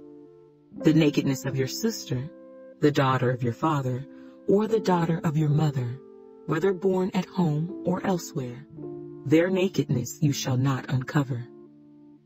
The nakedness of your son's daughter or your daughter's daughter, their nakedness you shall not uncover, for theirs is your own nakedness. The nakedness of your father's wife's daughter, begotten by your father, she is your sister. You shall not uncover her nakedness. You shall not uncover the nakedness of your father's sister. She is near of kin to your father. You shall not uncover the nakedness of your mother's sister, for she is near of kin to your mother. You shall not uncover the nakedness of your father's brother. You shall not approach his wife. She is your aunt. You shall not uncover the nakedness of your daughter-in-law. She is your son's wife. You shall not uncover her nakedness. You shall not uncover the nakedness of your brother's wife. It is your brother's nakedness. You shall not uncover the nakedness of a woman and her daughter, nor shall you take her son's daughter or her daughter's daughter to uncover her nakedness. They are near of kin to her. It is wickedness. Nor shall you take a woman as a rival to her sister, to uncover her nakedness while the other is alive. Also, you shall not approach a woman to uncover her nakedness as long as she is in her customary impurity. Moreover, you shall not lie carnally with your neighbor's wife, to defile yourself with her. And you shall not let any of your descendants pass through the fire to Molech, nor shall you profane the name of your God. I am the Lord. You shall not lie with a male as with a woman. It is an abomination. Nor shall you mate with any animal to defile yourself with it. Nor shall any woman stand before an animal to mate with it. It is perversion. Do not defile yourselves with any of these things, for by all these the nations are defiled, which I am casting out before you. For the land is defiled, therefore I visit the punishment of its iniquity upon it, and the land vomits out its inhabitants. You shall therefore keep my statutes and my judgments, and shall not commit any of these abominations, either any of your own nation or any stranger who dwells among you. For all these abominations the men of the land have done, who were before you, and thus the land is defiled. Lest the land vomit you out also when you defile it, as it vomited out the nations that were before you. For whoever commits any of these abominations, the persons who commit them shall be cut off from among their people. Therefore you shall keep my ordinance, so that you do not commit any of these abominable customs which were committed before you, and that you do not defile yourselves by them. I am the Lord your God. Leviticus chapter 19. And the Lord spoke to Moses, saying, Speak to all the congregation of the children of Israel, and say to them, You shall be holy, for I, the Lord your God, am holy. Every one of you shall revere his mother and his father, and keep my Sabbaths. I am the Lord your God. Do not turn to idols, nor make for yourselves molded gods. I am the Lord your God. And if you offer a sacrifice of a peace offering to the Lord, you shall offer it of your own free will. It shall be eaten the same day you offer it, and on the next day. And if any remains until the third day, it shall be burned in the fire. And if it is eaten at all on the third day, it is an abomination. It shall not be accepted. Therefore, everyone who eats it shall bear his iniquity, because he has profaned the hallowed offering of the Lord, and that person shall be cut off from his people. When you reap the harvest of your land, you shall not wholly reap the corners of your field, nor shall you gather the gleanings of your harvest. And you shall not glean your vineyard, nor shall you gather every grape of your vineyard. You shall leave them for the poor and the stranger. I am the Lord your God. You shall not steal, nor deal falsely, nor lie to one another. And you shall not swear by my name falsely, nor shall you profane the name of your God. I am the Lord. You shall not cheat your neighbor, nor rob him. The wages of him who is hired shall not remain with you all night until morning. You shall not curse the deaf, nor put a stumbling block before the blind, but shall fear your God. I am the Lord. You shall do no injustice in judgment. You shall not be partial to the poor, nor honor the person of the mighty. In righteousness you shall judge your neighbor. You shall not go about as a talebearer among your people, nor shall you take a stand against the life of your neighbor. I am the Lord. You shall not hate your brother in your heart. You shall surely rebuke your neighbor, and not bear sin because of him. You shall not take vengeance, nor bear any grudge against the children of your people, but you shall love your neighbor as yourself. I am the Lord. You shall keep my statutes. You shall not let your livestock breed with another kind. You shall not sow your field with mixed seed, nor shall a garment of mixed linen and wool come upon you. Whoever lies carnally with a woman who is betrothed to a man as a concubine, and who has not at all been redeemed nor given her freedom, for this there shall be scourging, but they shall not be put to death, because she was not free. And he shall bring his trespass offering to the Lord, to the door of the tabernacle of meeting, a ram as a trespass offering. The priest shall make atonement for him with the ram of the trespass offering before the Lord for his sin which he has committed.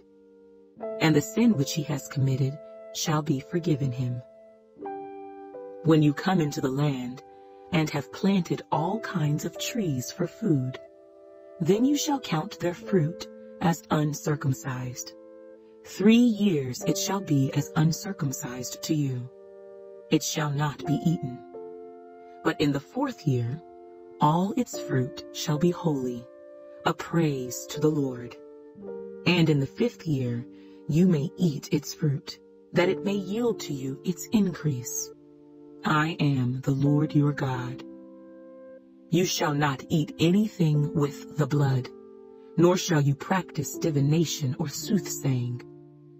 You shall not shave around the sides of your head, nor shall you disfigure the edges of your beard. You shall not make any cuttings in your flesh for the dead, nor tattoo any marks on you. I am the Lord. Do not prostitute your daughter, to cause her to be a harlot, lest the land fall into harlotry, and the land become full of wickedness. You shall keep my Sabbaths, and reverence my sanctuary. I am the Lord. Give no regard to mediums and familiar spirits. Do not seek after them, to be defiled by them. I am the Lord your God.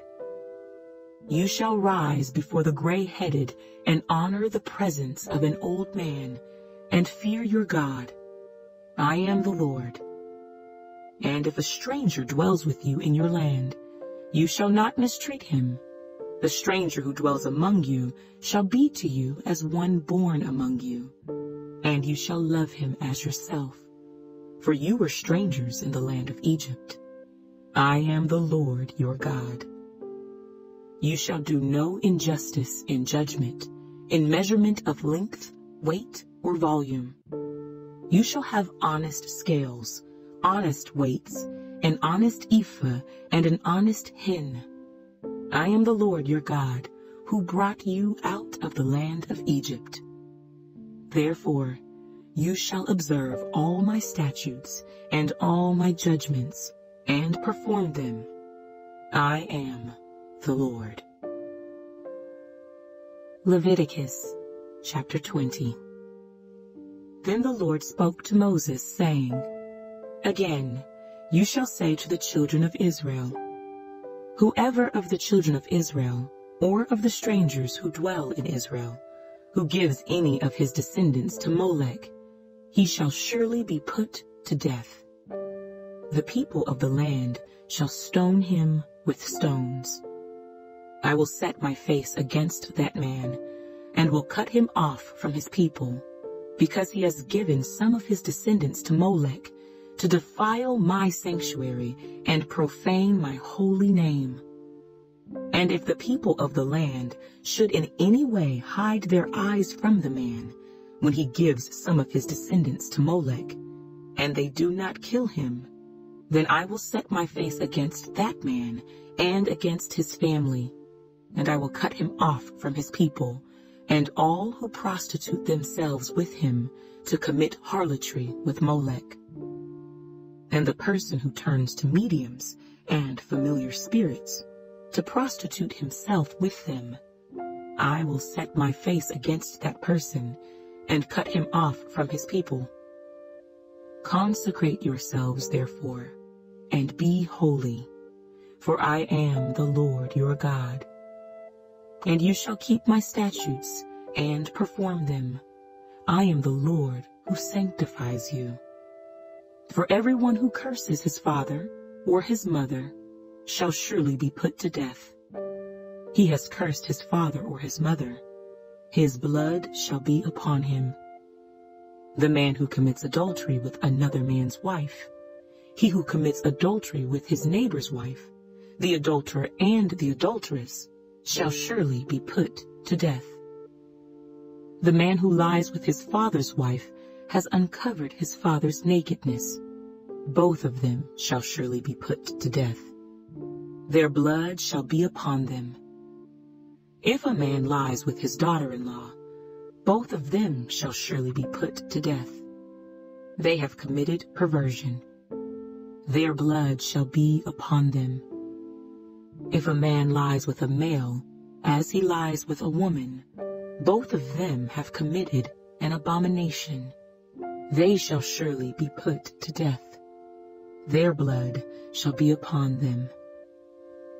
If a man marries a woman and her mother, it is wickedness.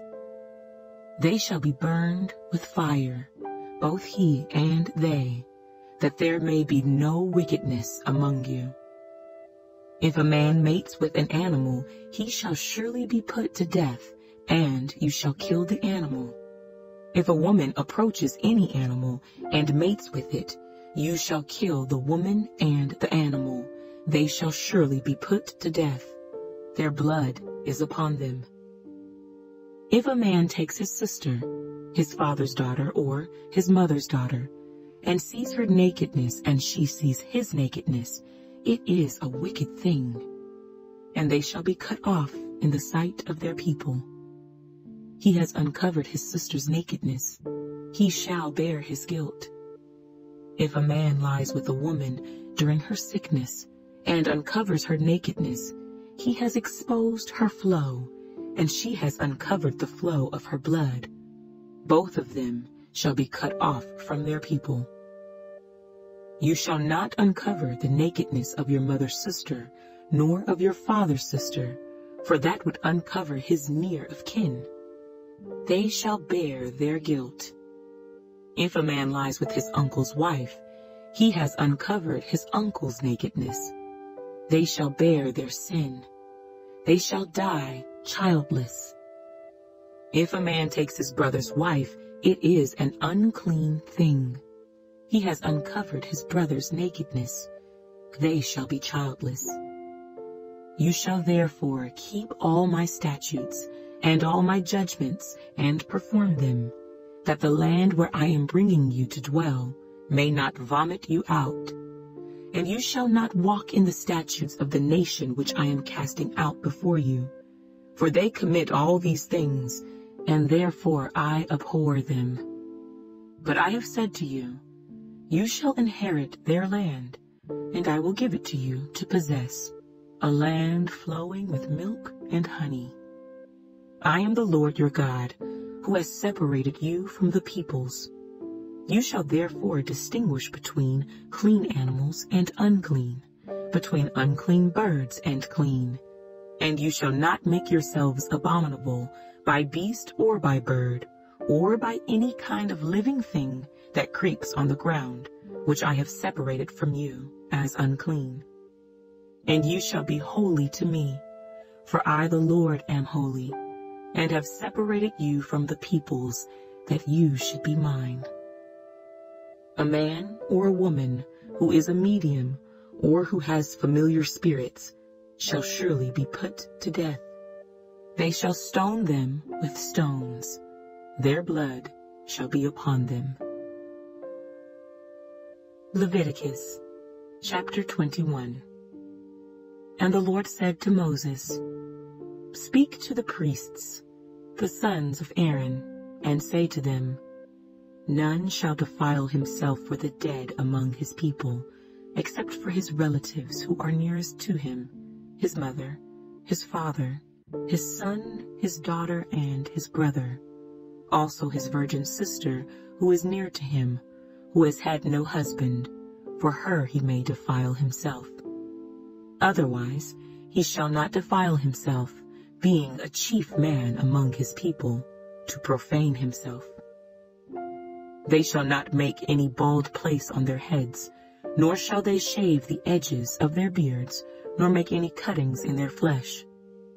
They shall be holy to their God, and not profane the name of their God, for they offer the offerings of the Lord made by fire, and the bread of their God. Therefore they shall be holy. They shall not take a wife who is a harlot, or a defiled woman, nor shall they take a woman divorced from her husband, for the priest is holy to his God. Therefore you shall consecrate him, for he offers the bread of your God. He shall be holy to you, for I, the Lord, who sanctify you, am holy. The daughter of any priest, if she profanes herself by playing the harlot, she profanes her father. She shall be burned with fire. He who is the high priest among his brethren, on whose head the anointing oil was poured, and who is consecrated to wear the garments, shall not uncover his head, nor tear his clothes. Nor shall he go near any dead body, nor defile himself for his father or his mother, nor shall he go out of the sanctuary, nor profane the sanctuary of his God, for the consecration of the anointing oil of his God is upon him. I am the Lord. And he shall take a wife in her virginity. A widow, or a divorced woman, or a defiled woman, or a harlot, these he shall not marry. But he shall take a virgin of his own people as wife. Nor shall he profane his posterity among his people, for I the Lord sanctify him. And the Lord spoke to Moses, saying, Speak to Aaron, saying, No man of your descendants in succeeding generations, who has any defect, may approach to offer the bread of his God. For any man who has a defect shall not approach, a man blind or lame, who has a marred face or any limb too long, a man who has a broken foot or a broken hand, or is a hunchback or a dwarf, or a man who has a defect in his eye, or eczema or scab, or is a eunuch. No man of the descendants of Aaron the priest, who has a defect, shall come near to offer the offerings made by fire to the Lord. He has a defect. He shall not come near to offer the bread of his God. He may eat the bread of his God, both the most holy and the holy. Only he shall not go near the veil or approach the altar, because he has a defect, lest he profane my sanctuaries, for I the Lord sanctify them. And Moses told it to Aaron and his sons, and to all the children of Israel. Leviticus chapter 22. Then the Lord spoke to Moses, saying, Speak to Aaron and his sons, that they separate themselves from the holy things of the children of Israel, and that they do not profane my holy name by what they dedicate to me. I am the Lord. Say to them, Whoever of all your descendants throughout your generations, who goes near the holy things which the children of Israel dedicate to the Lord, while he has uncleanness upon him, that person shall be cut off from my presence. I am the Lord. Whatever man of the descendants of Aaron, who is a leper or has a discharge, shall not eat the holy offerings until he is clean. And whoever touches anything made unclean by a corpse, or a man who has had an emission of semen, or whoever touches any creeping thing by which he would be made unclean, or any person by whom he would become unclean, whatever his uncleanness may be, the person who has touched any such thing shall be unclean until evening, and shall not eat the holy offerings unless he washes his body with water. And when the sun goes down, he shall be clean. And afterward he may eat the holy offerings, because it is his food. Whatever dies naturally, or is torn by beasts, he shall not eat, to defile himself with it. I am the Lord. They shall therefore keep my ordinance, lest they bear sin for it and die thereby, if they profane it. I, the Lord, sanctify them. No outsider shall eat the holy offering. One who dwells with the priest or a hired servant shall not eat the holy thing. But if the priest buys a person with his money, he may eat it, and one who is born in his house may eat his food. If the priest's daughter is married to an outsider, she may not eat of the holy offerings. But if the priest's daughter is a widow or divorced, and has no child, and has returned to her father's house as in her youth, she may eat her father's food, but no outsider shall eat it. And if a man eats the holy offering unintentionally, then he shall restore a holy offering to the priest, and add 1/5 to it.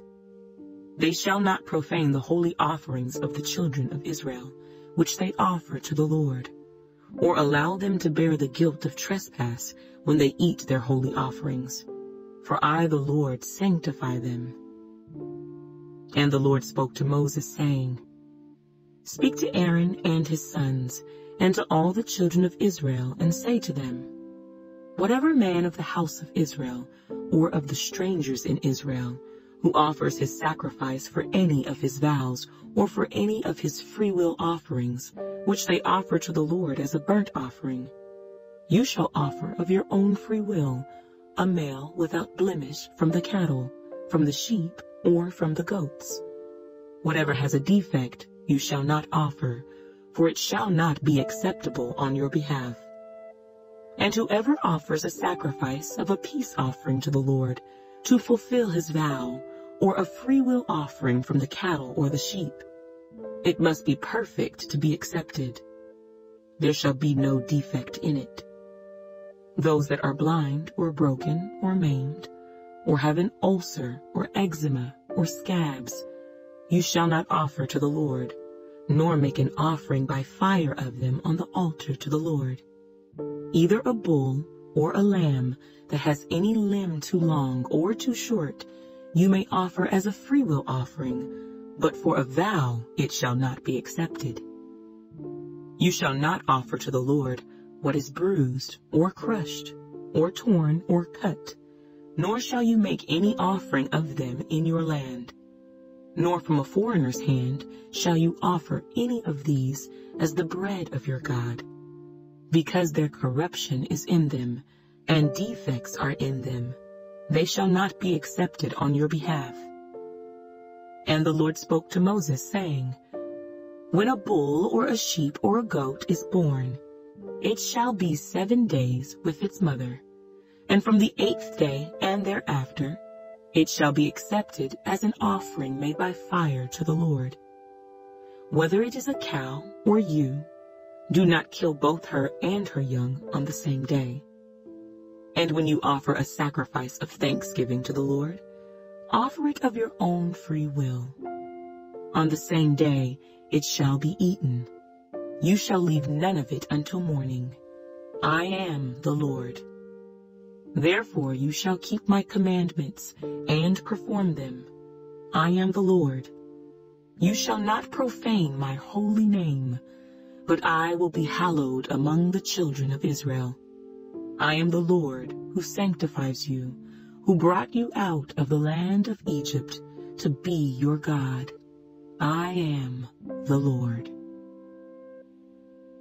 Leviticus chapter 23. And the Lord spoke to Moses, saying, Speak to the children of Israel, and say to them, The feasts of the Lord, which you shall proclaim to be holy convocations, these are my feasts.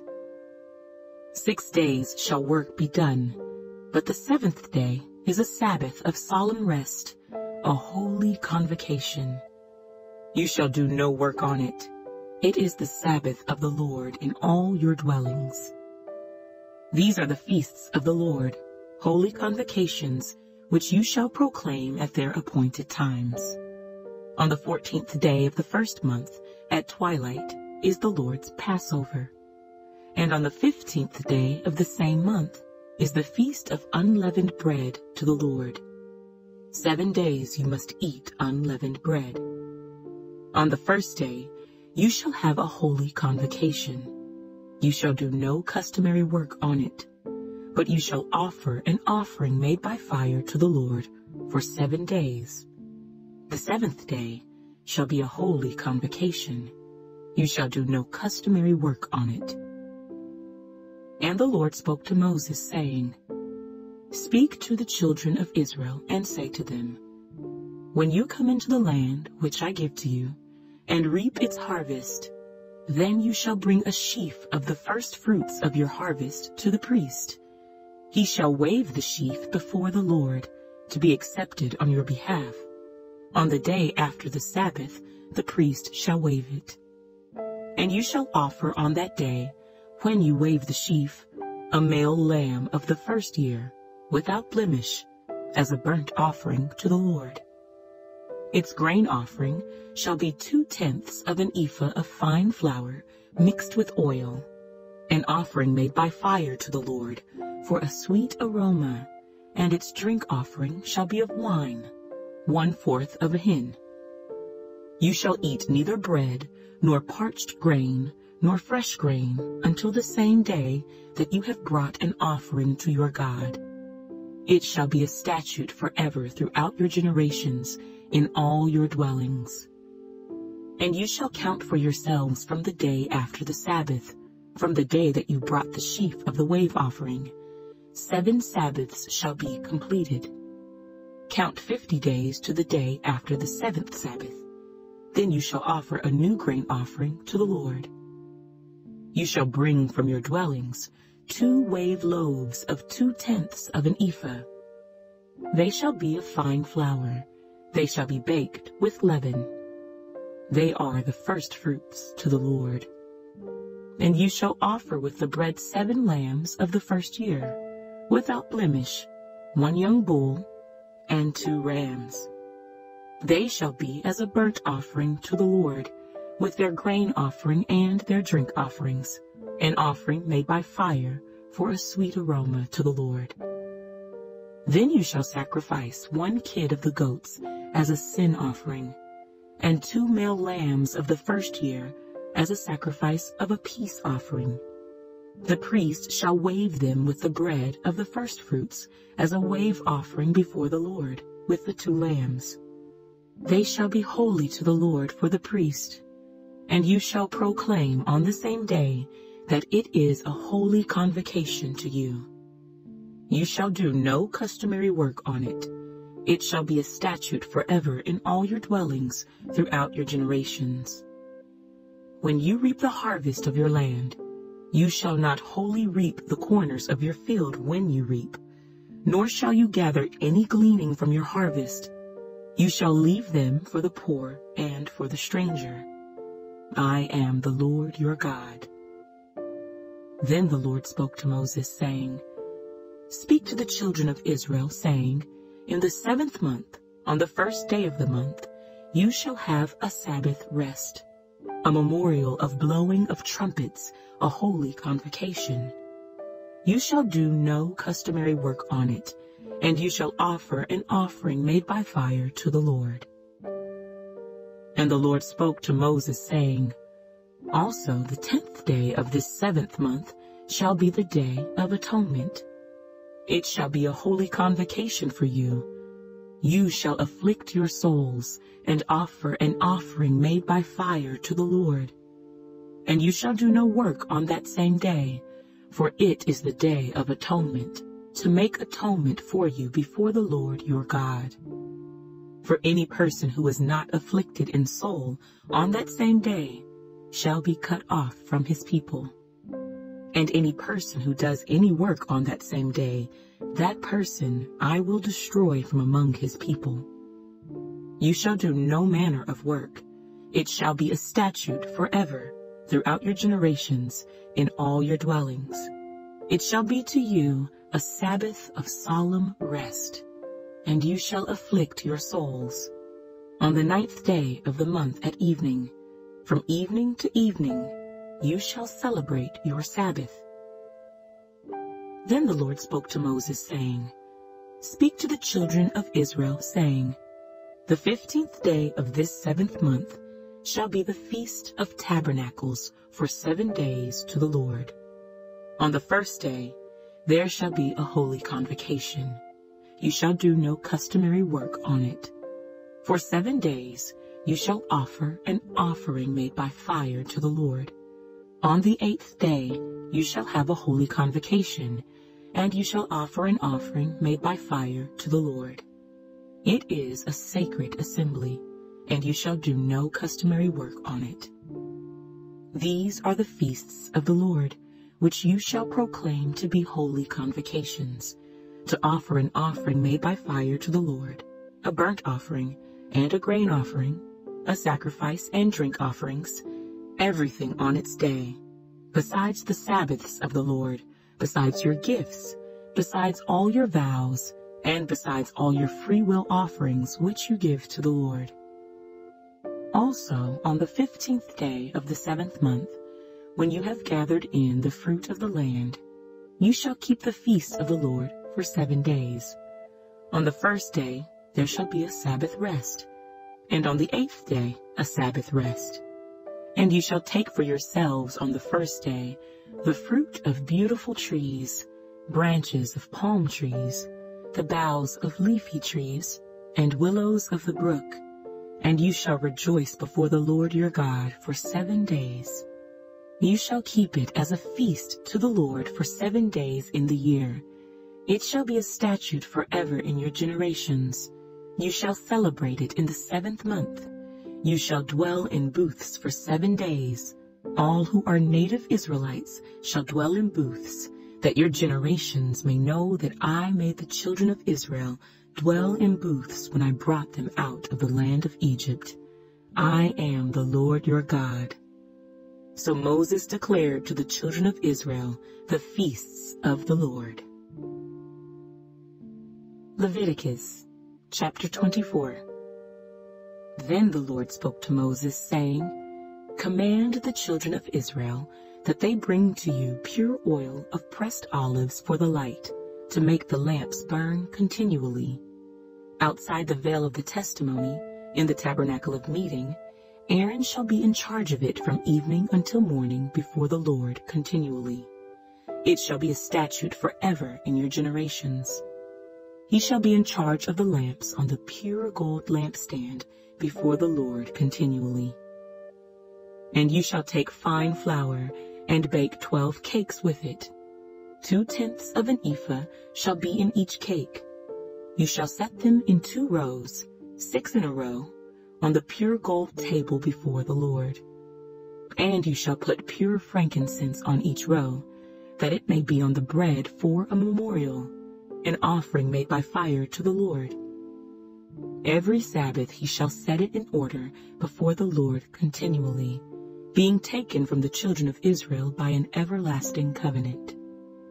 And it shall be for Aaron and his sons, and they shall eat it in a holy place, for it is most holy to him from the offerings of the Lord made by fire, by a perpetual statute. Now the son of an Israelite woman, whose father was an Egyptian, went out among the children of Israel. And this Israelite woman's son and a man of Israel fought each other in the camp. And the Israelite woman's son blasphemed the name of the Lord and cursed. And so they brought him to Moses. His mother's name was Shelomith, the daughter of Dibri, of the tribe of Dan. Then they put him in custody, that the mind of the Lord might be shown to them. And the Lord spoke to Moses, saying, Take outside the camp him who has cursed.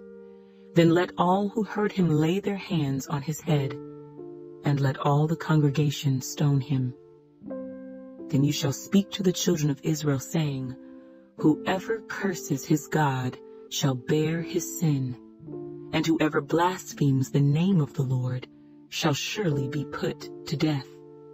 All the congregation shall certainly stone him, the stranger as well as him who is born in the land. When he blasphemes the name of the Lord, he shall be put to death. Whoever kills any man shall surely be put to death. Whoever kills an animal shall make it good, animal for animal. If a man causes disfigurement of his neighbor, as he has done, so shall it be done to him. Fracture for fracture, eye for eye, tooth for tooth. As he has caused disfigurement of a man, so shall it be done to him. And whoever kills an animal shall restore it, but whoever kills a man shall be put to death. You shall have the same law for the stranger and for one from your own country, for I am the Lord your God. Then Moses spoke to the children of Israel, and they took outside the camp him who had cursed, and stoned him with stones. So the children of Israel did as the Lord commanded Moses. Leviticus chapter 25. And the Lord spoke to Moses on Mount Sinai, saying, Speak to the children of Israel and say to them, When you come into the land which I give you, then the land shall keep a Sabbath to the Lord. 6 years you shall sow your field, and 6 years you shall prune your vineyard and gather its fruit. But in the 7th year there shall be a Sabbath of solemn rest for the land, a Sabbath to the Lord. You shall neither sow your field nor prune your vineyard. What grows of its own accord of your harvest you shall not reap, nor gather the grapes of your untended vine, for it is a year of rest for the land. And the Sabbath produce of the land shall be food for you, your male and female servants, your hired man, and the stranger who dwells with you, for your livestock and the beasts that are in your land. All its produce shall be for food. And you shall count 7 Sabbaths of years for yourself, 7 times 7 years, and the time of the 7 Sabbaths of years shall be to you 49 years. Then you shall cause the trumpet of the Jubilee to sound on the 10th day of the 7th month. On the day of atonement you shall make the trumpet to sound throughout all your land. And you shall consecrate the 50th year, and proclaim liberty throughout all the land to all its inhabitants. It shall be a jubilee for you, and each of you shall return to his possession, and each of you shall return to his family. That 50th year shall be a jubilee to you. In it you shall neither sow nor reap what grows of its own accord, nor gather the grapes of your untended vine. For it is the jubilee. It shall be holy to you. You shall eat its produce from the field. In this year of Jubilee, each of you shall return to his possession. And if you sell anything to your neighbor, or buy from your neighbor's hand, you shall not oppress one another. According to the number of years after the Jubilee, you shall buy from your neighbor, and according to the number of years of crops he shall sell to you. According to the multitude of years, you shall increase its price, and according to the fewer numbers of years, you shall diminish its price, for he sells to you according to the number of the years of the crops. Therefore you shall not oppress one another, but you shall fear your God, for I am the Lord your God. So you shall observe my statutes, and keep my judgments, and perform them, and you will dwell in the land in safety. Then the land will yield its fruit, and you will eat your fill, and dwell there in safety. And if you say, What shall we eat in the 7th year, since we shall not sow nor gather in our produce?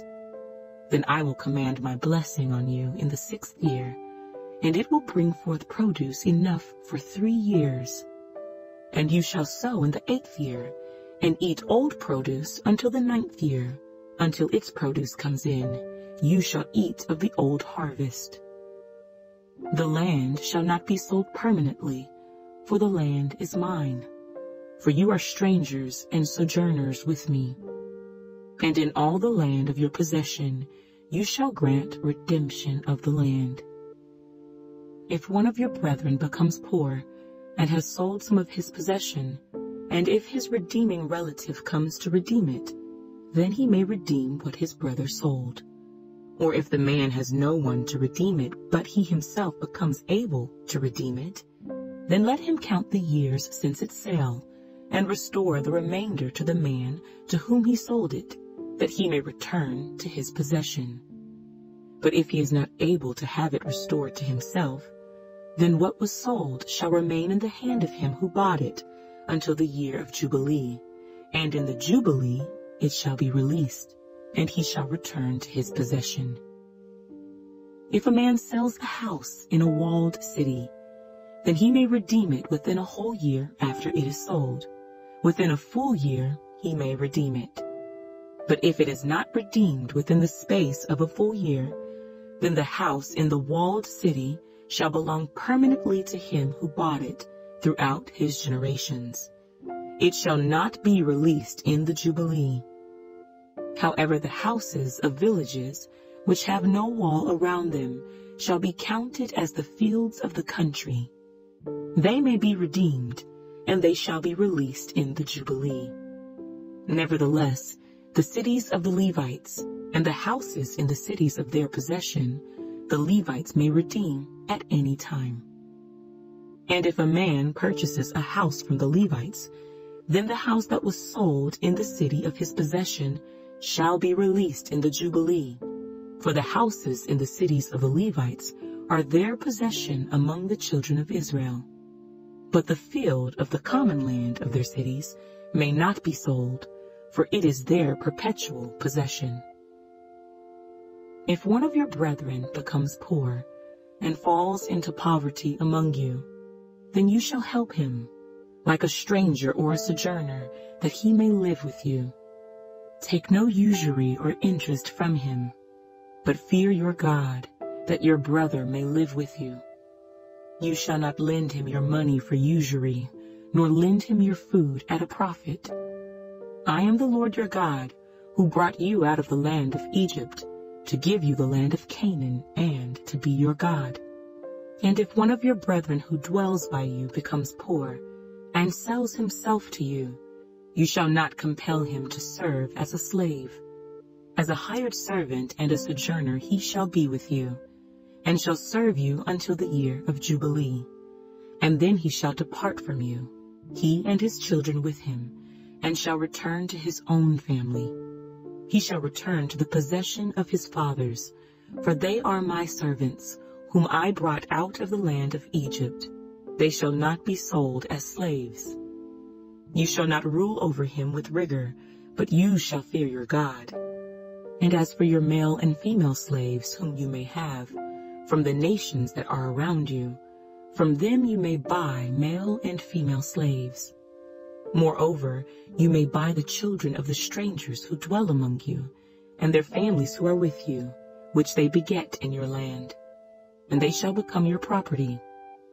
And you may take them as an inheritance for your children after you, to inherit them as a possession. They shall be your permanent slaves. But regarding your brethren, the children of Israel, you shall not rule over one another with rigor. Now if a sojourner or stranger close to you becomes rich, and one of your brethren who dwells by him becomes poor, and sells himself to the stranger or sojourner close to you, or to a member of the stranger's family, after he is sold, he may be redeemed again. One of his brothers may redeem him, or his uncle or his uncle's son may redeem him, or anyone who is near of kin to him in his family may redeem him, or if he is able, he may redeem himself. Thus he shall reckon with him who bought him. The price of his release shall be according to the number of years, from the year that he was sold to him until the year of Jubilee. It shall be according to the time of a hired servant for him. If there are still many years remaining, according to them he shall repay the price of his redemption from the money with which he was bought. And if there remain but a few years until the year of Jubilee, then he shall reckon with him, and according to his years he shall repay him the price of his redemption. He shall be with him as a yearly hired servant, and he shall not rule with rigor over him in your sight. And if he is not redeemed in these years, then he shall be released in the year of Jubilee, he and his children with him. For the children of Israel are servants to me. They are my servants, whom I brought out of the land of Egypt. I am the Lord your God. Leviticus chapter 26. You shall not make idols for yourselves. Neither a carved image nor a sacred pillar shall you rear up for yourselves, nor shall you set up an engraved stone in your land, to bow down to it, for I am the Lord your God. You shall keep my Sabbaths and reverence my sanctuary. I am the Lord. If you walk in my statutes and keep my commandments and perform them, then I will give you rain in its season. The land shall yield its produce, and the trees of the field shall yield their fruit. Your threshing shall last till the time of vintage, and the vintage shall last till the time of sowing. You shall eat your bread to the full, and dwell in your land safely. I will give peace in the land, and you shall lie down, and none will make you afraid. I will rid the land of evil beasts, and the sword will not go through your land. You will chase your enemies, and they shall fall by the sword before you. 5 of you shall chase 100, and 100 of you shall put 10,000 to flight. Your enemies shall fall by the sword before you. For I will look on you favorably, and make you fruitful, multiply you, and confirm my covenant with you. You shall eat the old harvest, and clear out the old because of the new. I will set my tabernacle among you, and my soul shall not abhor you. I will walk among you, and be your God, and you shall be my people. I am the Lord your God, who brought you out of the land of Egypt, that you should not be their slaves. I have broken the bands of your yoke, and made you walk upright. But if you do not obey me, and do not observe all these commandments, and if you despise my statutes, or if your soul abhors my judgments, so that you do not perform all my commandments, but break my covenant, I also will do this to you. I will even appoint terror over you, wasting disease and fever which shall consume the eyes and cause sorrow of heart. And you shall sow your seed in vain, for your enemies shall eat it. I will set my face against you, and you shall be defeated by your enemies. Those who hate you shall reign over you, and you shall flee when no one pursues you. And after all this, if you do not obey me, then I will punish you 7 times more for your sins. I will break the pride of your power. I will make your heavens like iron, and your earth like bronze. And your strength shall be spent in vain, for your land shall not yield its produce, nor shall the trees of the land yield their fruit. Then, if you walk contrary to me, and are not willing to obey me, I will bring on you 7 times more plagues according to your sins. I will also send wild beasts among you, which shall rob you of your children, destroy your livestock, and make you few in number, and your highways shall be desolate. And if by these things you are not reformed by me, but walk contrary to me, then I also will walk contrary to you, and I will punish you yet 7 times for your sins. And I will bring a sword against you that will execute the vengeance of the covenant. When you are gathered together within your cities, I will send pestilence among you, and you shall be delivered into the hand of the enemy.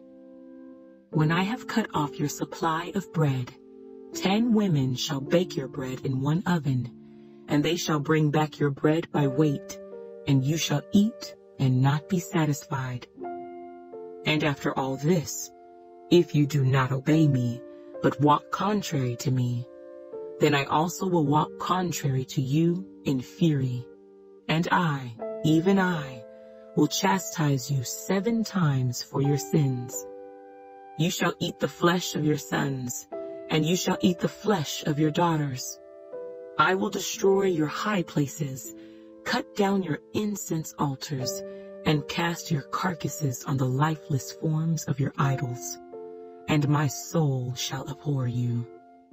I will lay your cities waste, and bring your sanctuaries to desolation, and I will not smell the fragrance of your sweet aromas. I will bring the land to desolation, and your enemies who dwell in it shall be astonished at it. I will scatter you among the nations, and draw out a sword after you. Your land shall be desolate, and your cities waste. Then the land shall enjoy its Sabbaths as long as it lies desolate, and you are in your enemy's land. Then the land shall rest and enjoy its Sabbaths. As long as it lies desolate, it shall rest, for the time it did not rest on your Sabbaths when you dwelt in it. And as for those of you who are left, I will send faintness into their hearts in the lands of their enemies. The sound of a shaken leaf shall cause them to flee.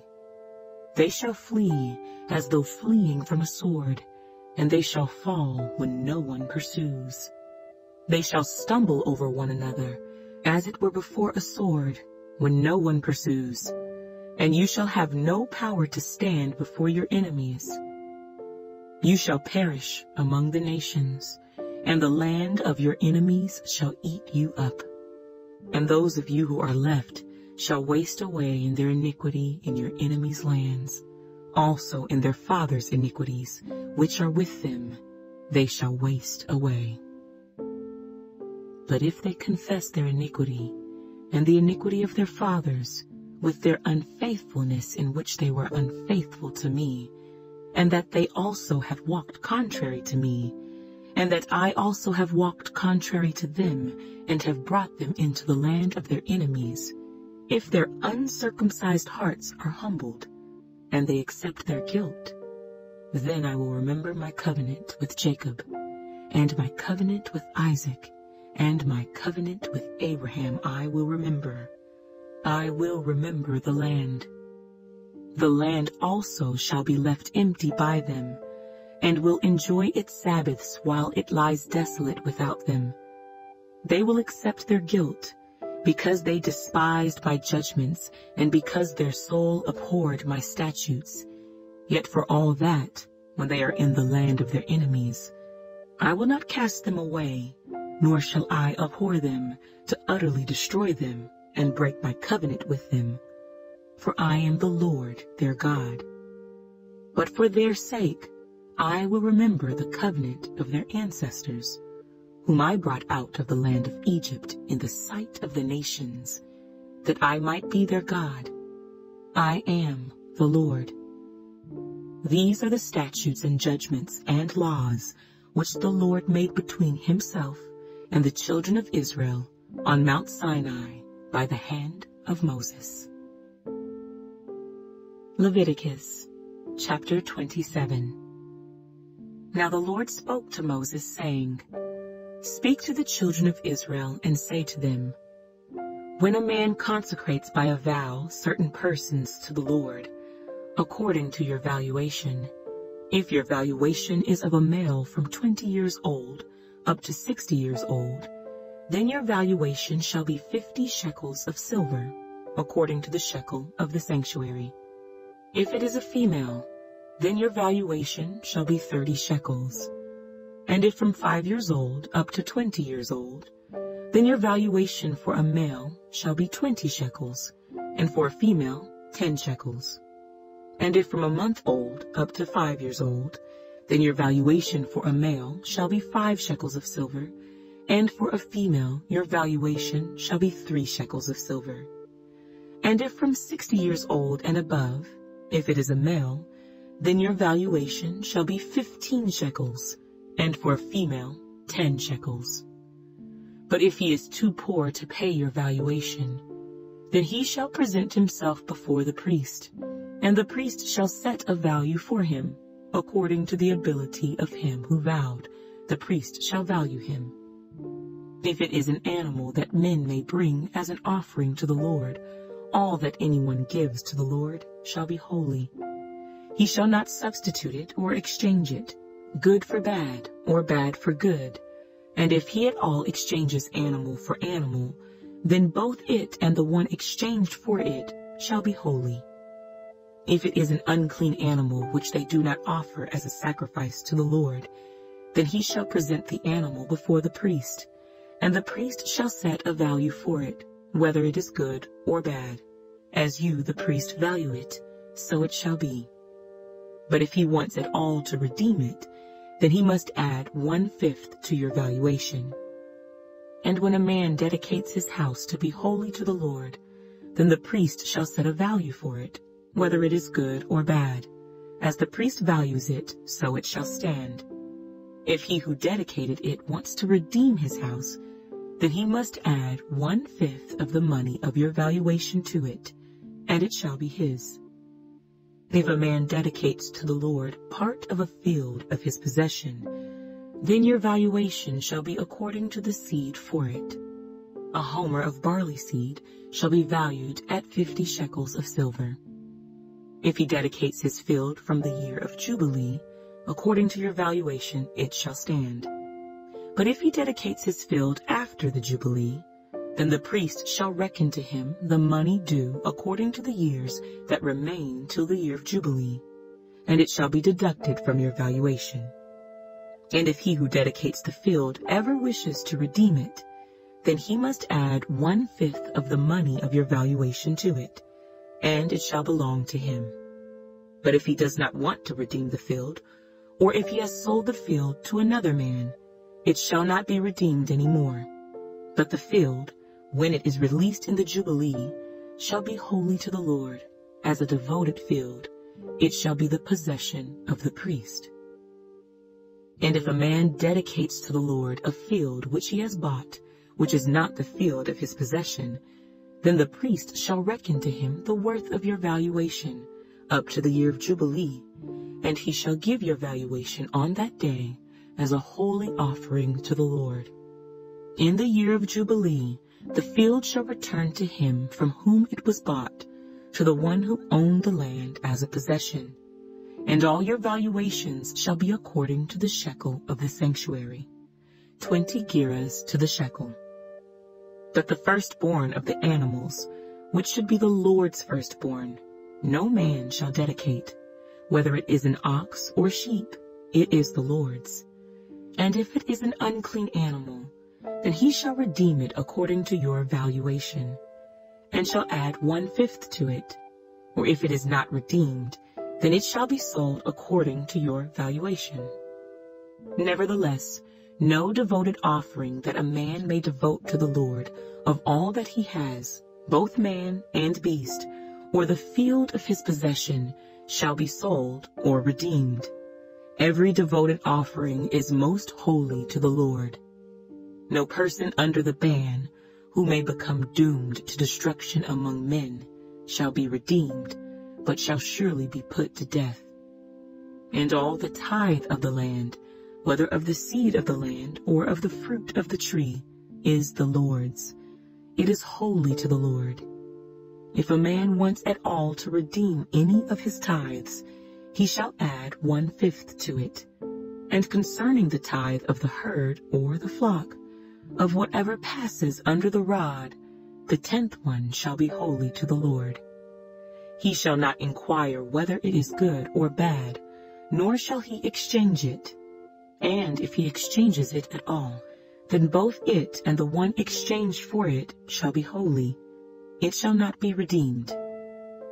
These are the commandments which the Lord commanded Moses for the children of Israel on Mount Sinai.